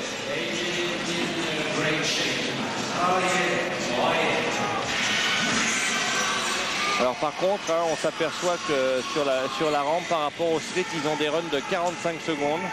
Alors qu'ils avaient 1 minute sur le street, parce que vraiment au niveau du souffle, au niveau cardiaque, au niveau musculaire des cuisses, c'est très éprouvant. Et d'autant qu'ils vont avoir 2 runs à enchaîner. Ils vont avoir un deuxième run à enchaîner tout à l'heure. On a la notation pour 218 points. On a 218 points. Il a vraiment fait la différence sur ce run-là. En tout cas, il passe la barre assez haut. Il va falloir attendre la prestation de Tim Ward. Tim Ward qui a donc gagné le street tout à l'heure. Voilà, comme quoi on peut être polyvalent à haut niveau. Oh, la belle rotation. Réception un peu moins bonne. Oui, un petit peu moins bonne. C'est quand même passé. Allez, travail sur le coping, qui sont des glissades, ça s'appelle des slides. Avec les pieds dans un sens, les pieds dans l'autre. Voilà. Le niveau s'est largement relevé. Un invert. Et une rotation. Là, il a la santé, hein, parce qu'après deux runs de street, enchaîner encore 45 secondes sur la rampe, comme ça, plein pot tout le temps. Et ça continue. Et il passe toutes ses figures. Et encore une. Superbe. Je ne suis pas du tout sûr que ce soit du niveau de Jean-Jean, mais c'est aussi un run à plus de 200 points. Voilà Tim Ward qui attend. Donc, il a passé beaucoup de figures.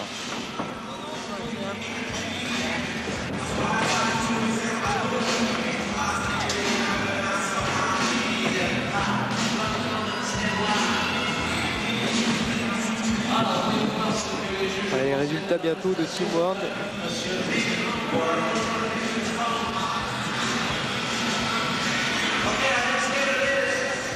On voit le ralenti de sa prestation. Ouais. Oh, une belle figure, un beau 500, 360 et 180. Ça fait 540.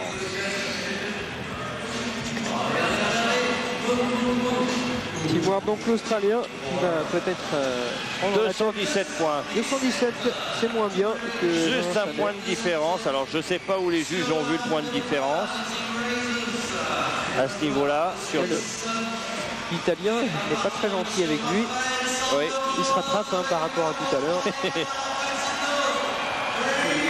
Raphaël Sandoz. Alors c'est Raphaël Sandoz est suisse. Il va très très haut sur la rampe. Regardez. Regardez.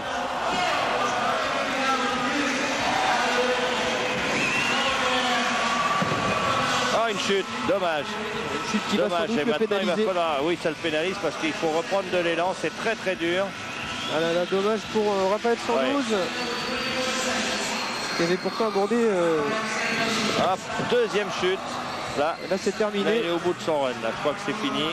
Il lui reste 15 secondes. Il ne prend même pas la peine de remonter. C'est fini. Il a loupé son run complètement. Et il peut tirer un trait sur la victoire finale en tous les cas. Ouais. Il est resté accroché avec son patin droit. Et puis il y a un patin qui descend et l'autre qui reste en haut, inévitablement. Il y a un gros dilemme à résoudre. En tout cas, c'est dommage pour lui. Oui, parce qu'il nous a privé d'un beau spectacle. Raphaël est toujours quelqu'un qui en l'air est magnifique à voir. Alors je crois, ce qui est arrivé à Raphaël illustre un petit peu les propos que tenaient les riders avant le concours, c'est qu'ils ont un tout petit problème avec la rampe. Et notamment au niveau de la verticale, où ils ont un tout petit peu de mal à maîtriser leur trajectoire sur certains côtés de la rampe. Certains les éjectent vers l'extérieur, un autre côté les renvoie un petit peu trop vers l'intérieur, ce qui gêne beaucoup dans l'enchaînement de leur figure. Alors est-ce que c'est ce qui a gêné Raphaël maintenant? En tout état de cause, ça n'a pas gêné les autres avant, mais je sais qu'ils en ont parlé tous bien avant le contest. Et voilà Bercy qui s'enflamme pour Taïg Chris qui est parti. Et vous allez voir Taïg qui va tout donner durant ces 45 secondes. Vous avez vu, il était à plus de 3 mètres là. Encore une superbe figure. Il va peut-être tenter son fameux 300. 360. Est-ce qu'il va nous gratifier d'un 900? Sa spécialité. Je rappelle qu'ils auront 2 runs. Ah, une chute pour Taïg. Ça se complique pour lui. Il a pris des risques. 5 secondes. Et il va sans doute tenter son 900 lors du deuxième run. Voilà ce saut contrat. Oui, dommage. Le voilà le 900. Le voilà le 900 mais en dehors du temps. 2 tours et demi. Et voilà, il recommence. Taïg sans doute déçu. Oui, probablement. En tous les cas, Sandoz avait fait 120 points tout à l'heure, donc lui qui a terminé deuxième du contest l'année passée. C'est un 720. C'est sur un 720 qu'il est tombé. 720, c'est donc 2 tours, 2 fois 360 degrés. Alors on va voir la prestation de Taïg. Taïg qui est vraiment attendu ici. Hein. Oui. Donner une part de pression supplémentaire, même si c'est vrai que c'est quand même pas très important par rapport à d'autres sports notamment, mais, au niveau du roller, Bercy est un contest important. Hein. À partir du moment où il n'y a pas de championnat du monde officiel, briller dans des grands contests qui réunissent les meilleurs du monde, c'est quelque chose d'important parce que c'est avec des contests comme ça. Ah, ils lui mettent quand même 227 points, il prend quand même la tête. Pour la qualité de ses sauts sans doute.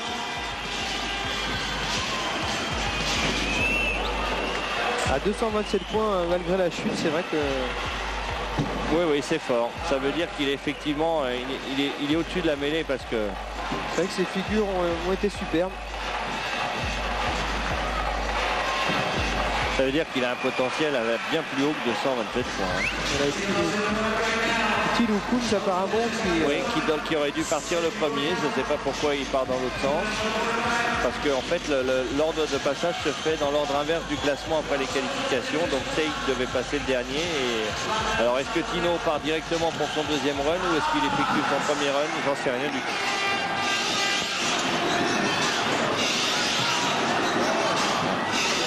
C'est peut-être pas forcément à son avantage de passer tout de suite derrière Taïg. Il y a un petit problème.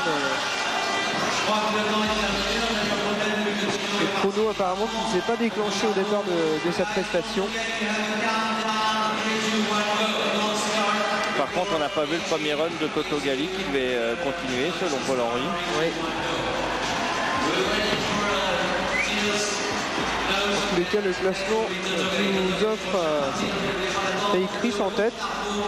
Et finalement, alors qu'on s'attendait sans doute à une belle confrontation entre Taïg et Raphaël Sandous, qui avait terminé deuxième ici même l'an passé. Oui, Raphaël s'est complètement loupé. Ouais, 120 points, donc ce qui veut dire qu'il faudrait... C'est même trop tard, il pourra même ici faire le grand jeu lors de la deuxième manche. Oui, c'est pas possible de rattraper un tel retard. Non, il faut voir ce que va faire Jean-Jean et Tim Ward. Oui, Jean-Jean Chanet et donc Tim Ward qui sont... Et Toto se prépare pour partir. Toto qui est arrivé 8e des qualifications. Là, c'est René Hulgrin qu'on vient de voir sur la rampe qui devrait participer, qui va ramasser les papiers sur la rampe. C'était le dossard de Tim Ward. Donc il est là. René Hulgrin qui... Et voilà Toto qui s'est bien donc remis. Et on voit René passer en bas. Le but à le terrain. Toto qui va partir pour 45 secondes, qui attend le signal du départ.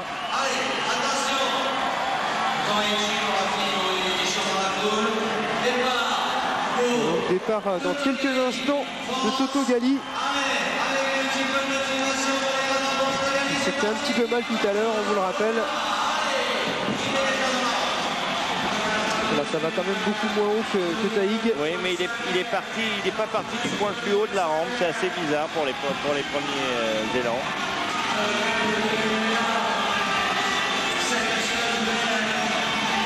Prenez la chute. Oui, manifestement, ils ont des petits problèmes d'équilibre sur cette rampe. C'est vrai que certains coureurs s'en sont pleins, mais pour l'instant, ils sont plutôt bien sortis tous. Oui, un beau slide sur le coping. Voilà, plus que... Rotation, beaucoup moins de rotation que Taïg. Il lui reste 10 secondes et il a un petit peu de mal à terminer son run. Après, un petit manque de conditions physiques. Et il repart pour le dernier. Une rotation. Voilà. Encore un petit dernier pour la route. Et voilà Toto Gali qui en termine.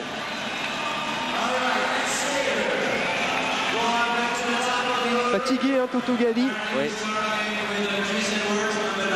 Fatigué notamment à cause de ce petit choc tout à l'heure. Oui, probablement que ça a joué beaucoup, ça. Et donc on attend sa notation qui ne devrait sans doute pas lui permettre de s'emparer de l'une des 3 premières places, parce que les 3 premiers ont fait fort. Est-ce qu'il va atteindre les 200 points?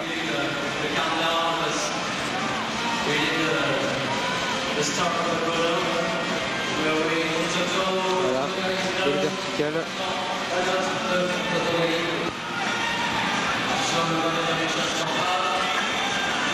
Un saut périlleux avant avec une grille.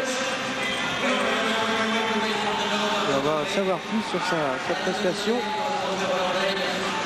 dans quelques instants. Alors que Chris Edwards se prépare pour son deuxième run. Qui était champion du monde en rampe en 94. 188 points pour Toto. Très très bon.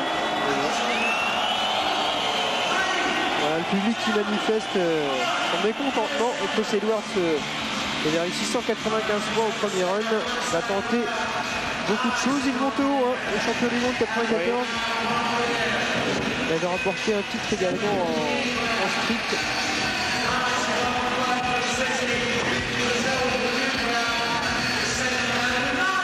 C'est vrai qu'il a dû subir l'arrivée des nouvelles vedettes. Un peu loupé sur le coping. Il se défend quand même pas mal. Oui, avec une belle rotation là juste avant le slide sur le coping. Un pied sur la verticale.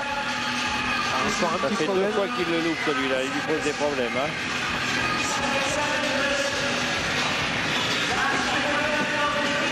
Une petite chute, il a fini. Il a voulu finir par un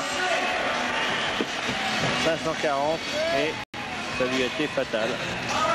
Un peu difficile, hein. Je trouve qu'ils enseignent vite, effectivement. Chris Edwards, une légende du roller dans le monde, encore aujourd'hui.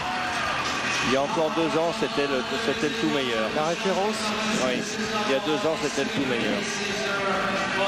Comme quoi cette discipline évolue quand même très vite. Ça évolue très très vite. On parle aujourd'hui de figures New School. Il y avait les figures Old School qui sont donc la vieille école qui représente Chris Edwards. Et puis il y a maintenant les figures New School qui sont de nouvelles figures inventées par des jeunes et qui rentrent dans la comptabilisation des points. La New School, c'est vrai, ça date vraiment de l'année dernière, c'est tout neuf, tout neuf. En tout cas, il s'en sort bien, Chris Edwards. Il sera sans doute parmi les 5 meilleurs encore ici à Bercy. Il se met mieux, chacun attend son tour.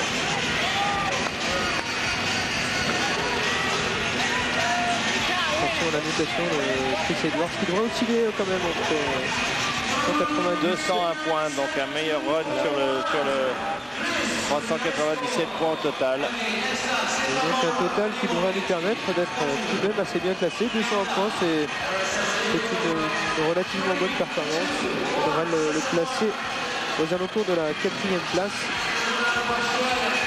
César Morin. Ça va où avec César Morin? Oh là là, qu'il est beau. Oh, qu'il est beau celui-là. Il va falloir attendre sa note. Il est monté très très haut. En tout cas, il réussit beaucoup. Oui. Ah, dommage, la chute. Il a tenté un 900. Il a été un petit peu court sur le 900. Mais en tous les cas, les juges devraient le récompenser pour son audace. Et il va peut-être tenter le tout pour le tout dans ces 10 dernières secondes. Beau travail au coping, attention, peut-être une nouvelle rotation. Voilà, c'est fini. Et il va falloir s'attendre à une belle notation de la part des juges. Oui, c'est un très beau run. Malgré sa chute, c'est un très très beau run. On peut tabler vraiment un run au-delà de 200.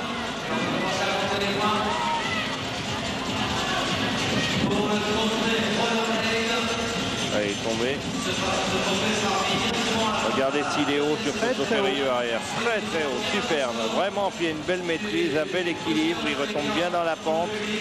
Superbe, vraiment superbe. Mais rien que pour cela, il faut s'attendre à une note aux alentours des 210. Ah, 199 points seulement. Et oui, elle lui a coûté cher cette... Marty Bercy manifeste. Non. Apparemment non. Mais c'est vrai que la cotation est un mystère pour tout le monde. Autant sur des sports plus traditionnels comme le patinage artistique, on arrive à sentir un petit peu les choses. Là, sur ces nouveaux sports comme ça, même les spécialistes ont un petit peu du mal à apprécier parfaitement. Il faut vraiment que ce soit les juges qui soient... C'est leur boulot. Et Issam Tolba va devoir réussir des miracles pour essayer de remonter au classement, parce qu'avec 183 points, il est... Oui, mais déjà pour Issam, être en finale, c'est quelque chose de beau. Hein, ouais. Parce que, compte tenu du niveau, on voit, avec beaucoup de rotation, là ça s'enchaîne. Ça commence à devenir un peu plus dur pour Issam Tolba, qui va reprendre de l'élan. Oui, un bon travail au coping. Alors c'est ça le New School, c'est-à-dire beaucoup moins de travail au coping qu'auparavant, beaucoup plus de rotation. C'est plus spectaculaire aussi, hein, pour tout le monde. Là, la 5 secondes. Voilà. Beau travail au coping, un petit peu escamoté vers la fin, c'est terminé. Il n'a quand même pas effectué de rotation, si ce n'est après la sonnerie. Oui, ça a fait un beau contest quand même. On devait quand même noter en dessous des 200. C'était un 900 qui tentait, un 900 attaqué par l'arrière. De toute façon, on avait été réussi à la fin du... Oui, après le temps réglementaire. Oui. Un Isberg qui est bien fait, bien tendu. Je vais retrouver donc Klaus Dieter Waldner maintenant. Et Issam Tolba, qui a beaucoup travaillé au coping en fait, et qui n'a pas effectué beaucoup de rotation, ce qui peut lui servir auprès des juges.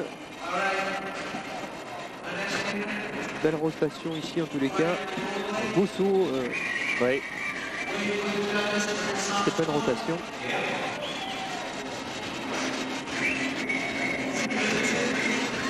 Voilà, 197 points. Et 380 au total.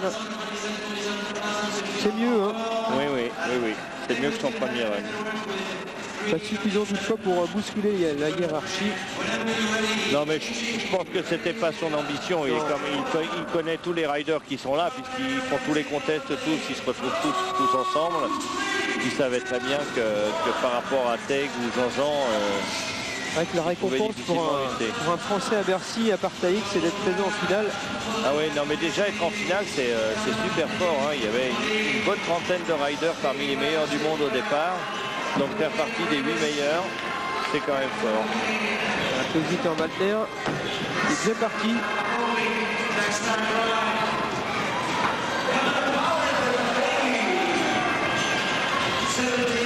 Malter qui réussit.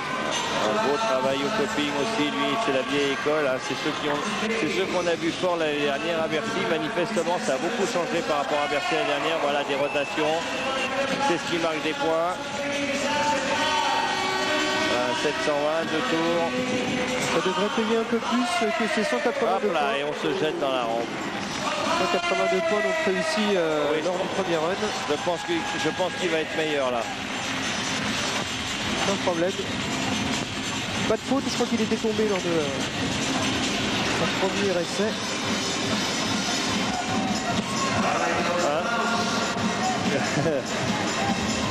Et après on se laisse tomber dans la courbe. C'est dans toute fin de programme.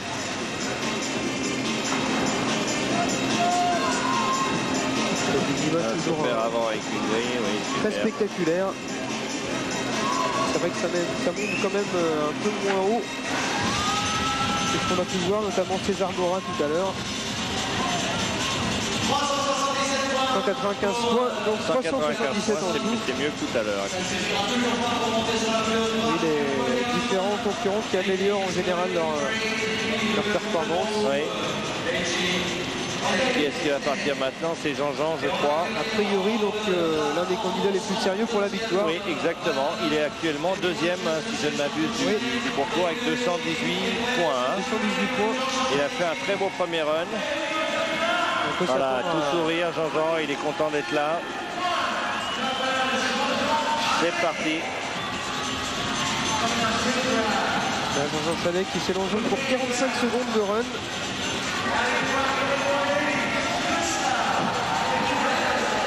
Là, qui a perdu un petit peu d'élan. Ah oui.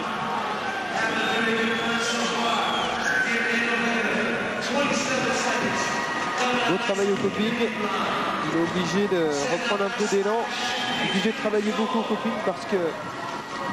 Ah oui, là, il a plus assez d'élan pour sauter. Là, il a un petit peu du mal. Hein. Sur ce deuxième run, là, il y a beaucoup moins de jus, beaucoup moins d'énergie. Là, il n'a pas enchaîné beaucoup de rotations, un peu hésitant. Voilà, c'est dur d'aller jusqu'au bout. Dans les 2 dernières secondes, c'est terminé. Et Jean-Jean Chalet qui devrait être le seul à ne pas améliorer sa première prestation finalement. Oui, je pense. Il a ici, je vous le rappelle, donc 218 points. Et là, c'est dur. Hein. Oui, oui, c'est vraiment dur. Donc Jean-Jean Chalet va attendre les résultats.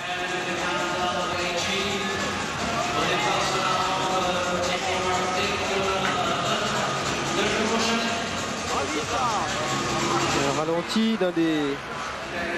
Oui, un beau travail au coping. Regardez comme c'est beau ça.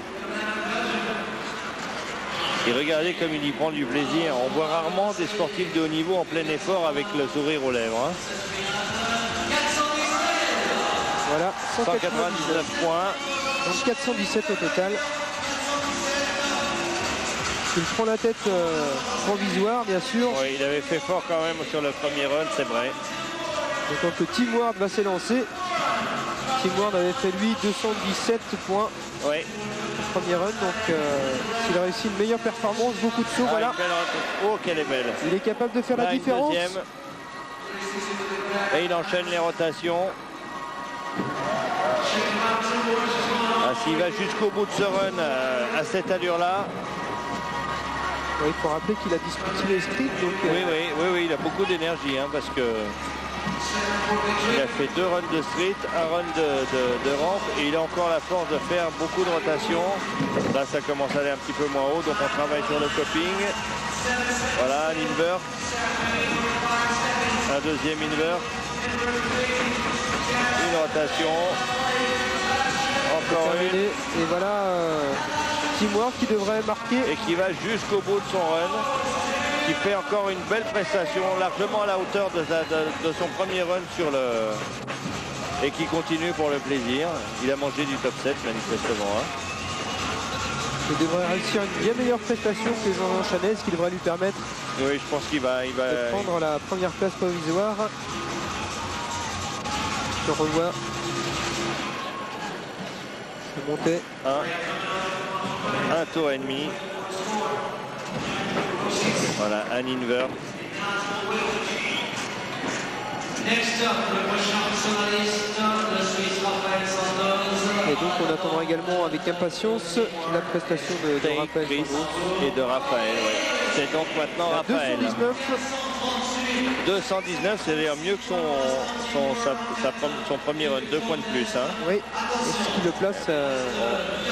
Rares sont ceux ce soir qui auront amélioré à leur deuxième run. Raphaël, si Raphaël risque d'améliorer aussi, mais... Forcément, hein, avec 120 points. Faut lui souhaiter. Il va mettre le paquet. Où est-ce qu'il va aller? Regardez, ça va monter. Il est à 2,50 m au-dessus. Là, regardez celui-là. Regardez si ça va haut. Et les juges qui vont sans doute le récompenser. Les rotations. Oui, c'est presque dommage d'aller aussi haut et de ne pas enchaîner des rotations d'ailleurs. Hein. Parce qu'en fait, la hauteur à laquelle ils vont n'est pas notée. C'est les rotations, c'est les figures qu'ils effectuent qui rapportent des points. La hauteur, très peu. Superbe travail au coping de la part de Sandoz. Ah, il doit avoir des regrets, Raphaël. Ah oui, là, c'est dommage qu'il se soit complètement loupé sur son premier run. Et un invert sur la verticale. Il travaille sur la verticale, c'est-à-dire la verticale, c'est les points les plus hauts de la rampe. Et rechute. C'est la fin de son parcours. Oui. Voilà Raphaël Sandoz qui va sans doute recueillir beaucoup de suffrages de la part des juges. On sait qu'il n'est plus menaçant pour la victoire, n'ayant réalisé que 120 points. Donc, voilà Toto Gali qui va peut-être passer avant Taïg. J'ai l'impression que c'est Taïg qui est en haut de la verticale là-haut. Oui, absolument. Et voilà, prêt à partir. Alors on revoit ce beau travail.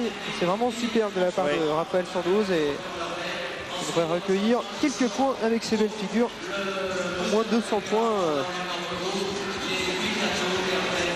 Là Jean-Louis Machu qui nous remontre ses belles figures. 223 points. Voilà. 223 points. Autant dire que Raphaël est passé sans doute à côté d'un grand truc. Il doit se mordre les doigts, oui, pour le moins. Il terminera bien sûr dernier. Et là tout dépend de cet homme. C'est Chris qui va suivant son résultat. C'est la victoire qui se joue. Hein. Oui. C'est parti pour Taïg. Voilà, ça monte haut aussi. Il a pris la maxi. Voilà, regardez, là, 3,50 m les pieds à l'échelle. Oh, ça monte très très haut. Là, il met le paquet, Taïg. Et là, Taïg qui a sans doute d'ores et déjà assuré sa victoire. Ah oui, s'il n'y a pas de chute derrière, je pense que... Et il va nous enchaîner une rotation. Son secret, au moins un 900, j'espère, avant la fin du run. Pour marquer le coup. Voilà, le travail au coping qu'il a beaucoup travaillé. Regardez, c'est le seul ce soir à faire ce type de figure à l'invert. Taïg qui va en terminer dans 10 secondes. Je crois qu'il n'y aura pas photo. Ce qu'il va tenter. Il va manquer un peu de vitesse peut-être pour faire le 900. En tous les cas, c'est suffisant sans doute pour Taïg. Je pense que là, Taïg a gagné haut la main.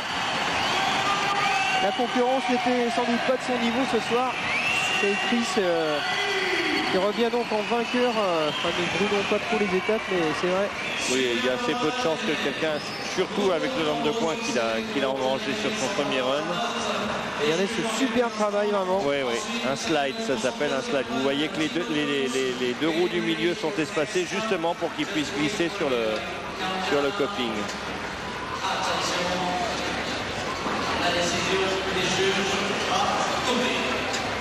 La 5e l'année passée, Taïg. qui a remporté beaucoup de contests. Amsterdam, Vice Expo, le Brésil. Cette année déjà, oui, cette année il va être vraiment dur à battre. Hein. On attend avec impatience les confrontations avec René Hulgrin, avec Tom Fry qui ne participent pas ce soir. Laurent? Oui, Paul Henry sans doute avec le vainqueur, 238 points. Oui, avec Taig qui a passé plus de temps en l'air que sur la rampe. Alors Taig, le contrat est rempli. Bah là, on va dire que j'ai eu de la chance sur le dernier run parce que j'ai vraiment fait un bon run. Au début, j'ai eu du mal sur le premier run, j'ai fait une chute bête. Et vraiment sur le dernier run, honnêtement, j'ai rarement fait des runs pareils, quoi. On a senti le public de Bercy derrière vous. Ah ouais, parce que vu que j'habite à Paris et depuis longtemps, et ouais, quand même, c'était avec moi, ça m'a aidé du moins.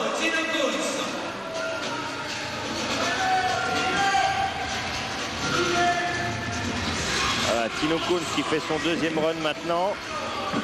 C'est l'ordre qui avait été un petit peu inversé sur le premier run, donc ils suivent le même ordre que le premier run pour que chacun ait le temps de... Pas beaucoup de rotation pour Tino. Voilà, il suffit que je le dise pour qu'il enchaîne les rotations, tout va très bien. J'aurais dû le dire plus tôt peut-être. Voilà, c'est pas le même niveau quand même. Non, mais c'est sûr que pour le spectacle et pour le suspense, il aurait fallu laisser Taig rider en dernier. Une petite chute, oui, c'était la fin de son temps. Il est bien fatigué de toute façon. Oui. Il avait déjà un peu terminé à la ramasse sur son premier run, alors là.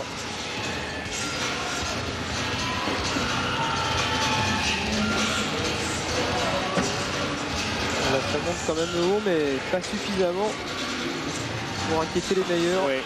Enfin bon, je pense que pour toute cette partie cette seconde partie entre guillemets de la finale, l'essentiel était d'être présent ici à Bercy et de se faire un maximum plaisir. Voilà la note de Tino Kunz et Toto Gali qui s'élancera pour conclure. Pour l'honneur, il va peut-être se faire plaisir. 188, donc 375 pour Tino Kunz. Donc Raphaël Sandos qui avait réussi 223 points, la troisième note de ce contest, bien sûr archi dominé par Taig. Oui. Là, il n'y a vraiment pas photo. Là, il a vraiment dominé de la tête et des épaules. C'était un petit peu prévu, hein. C'était un petit peu prévu, mais il a bien confirmé. Il a tenu la pression. Là, Toto Gali qui va partir pour un petit baroud d'honneur. Et voilà, ici il part de la verticale contrairement à son premier run. Donc il va avoir un petit peu plus d'élan pour enchaîner les premières figures. Voilà, beaucoup de travail au coping. Dommage. Les patins qu'a Toto, c'est des patins qu'il a mis au point lui-même. C'est la première marque de patins français, en tout cas pour aller sur la rampe et pour faire du street. Et c'est Toto qui est l'auteur de ces patins-là. Dénomination un peu spéciale d'ailleurs. Oui, alors ceux de la rampe, c'est des Daisy, et ceux pour faire le street, c'est des Poppy, hein, c'est ça? Je crois que c'est ça.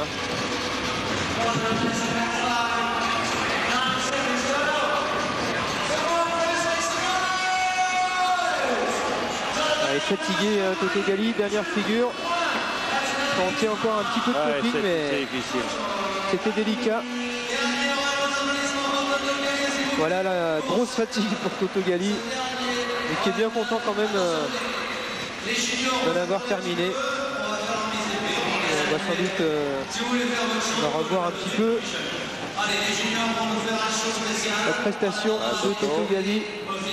C'est quand même des belles images, hein. En tout cas, on voit bien le public au fond attentif aux évolutions de ces riders. Et Toto Gali qui devrait approcher les 200 points sans doute sur ce run. Oui, il a été au bout, il a pris pas mal de rotations, même si c'est pas des grosses rotations.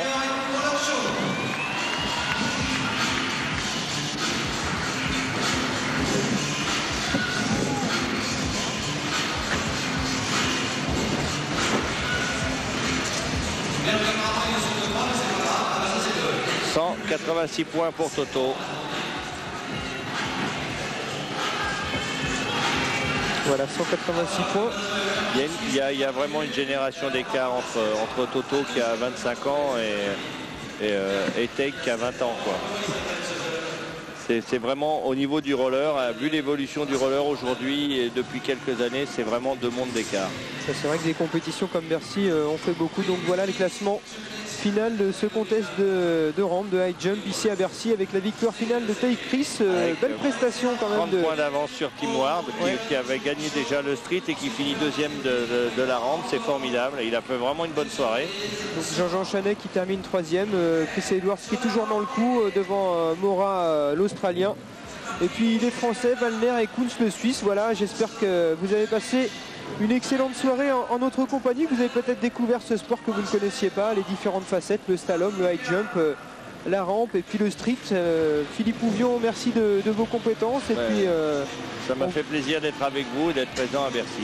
On vous retrouve l'an prochain bien sûr pour le roller indoor. On vous donne rendez-vous quant à nous la semaine prochaine pour de la danse. Et puis dans 15 jours, on l'avait vu tout à l'heure, pour du VTT en indoor. Merci de votre attention. À bientôt sur Paris Première. Bonsoir. Au revoir.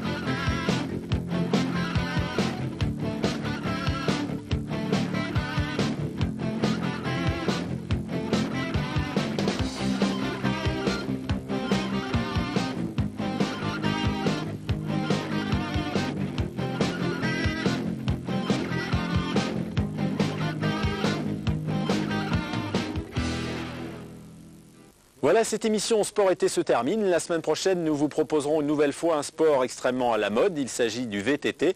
À l'occasion de la 3e édition du Super VTT Indoor, toujours au Palais Omnisport de Paris-Bercy, vous retrouverez là encore les meilleurs spécialistes mondiaux avec les Américains Mike King et Brian Lopez, vainqueurs des 2 premières éditions. Face à eux, une armada de pilotes français, emmenés notamment par Nicolas Vouilloz. Alors rendez-vous sur Paris Première, samedi prochain, 20h30. Bonsoir.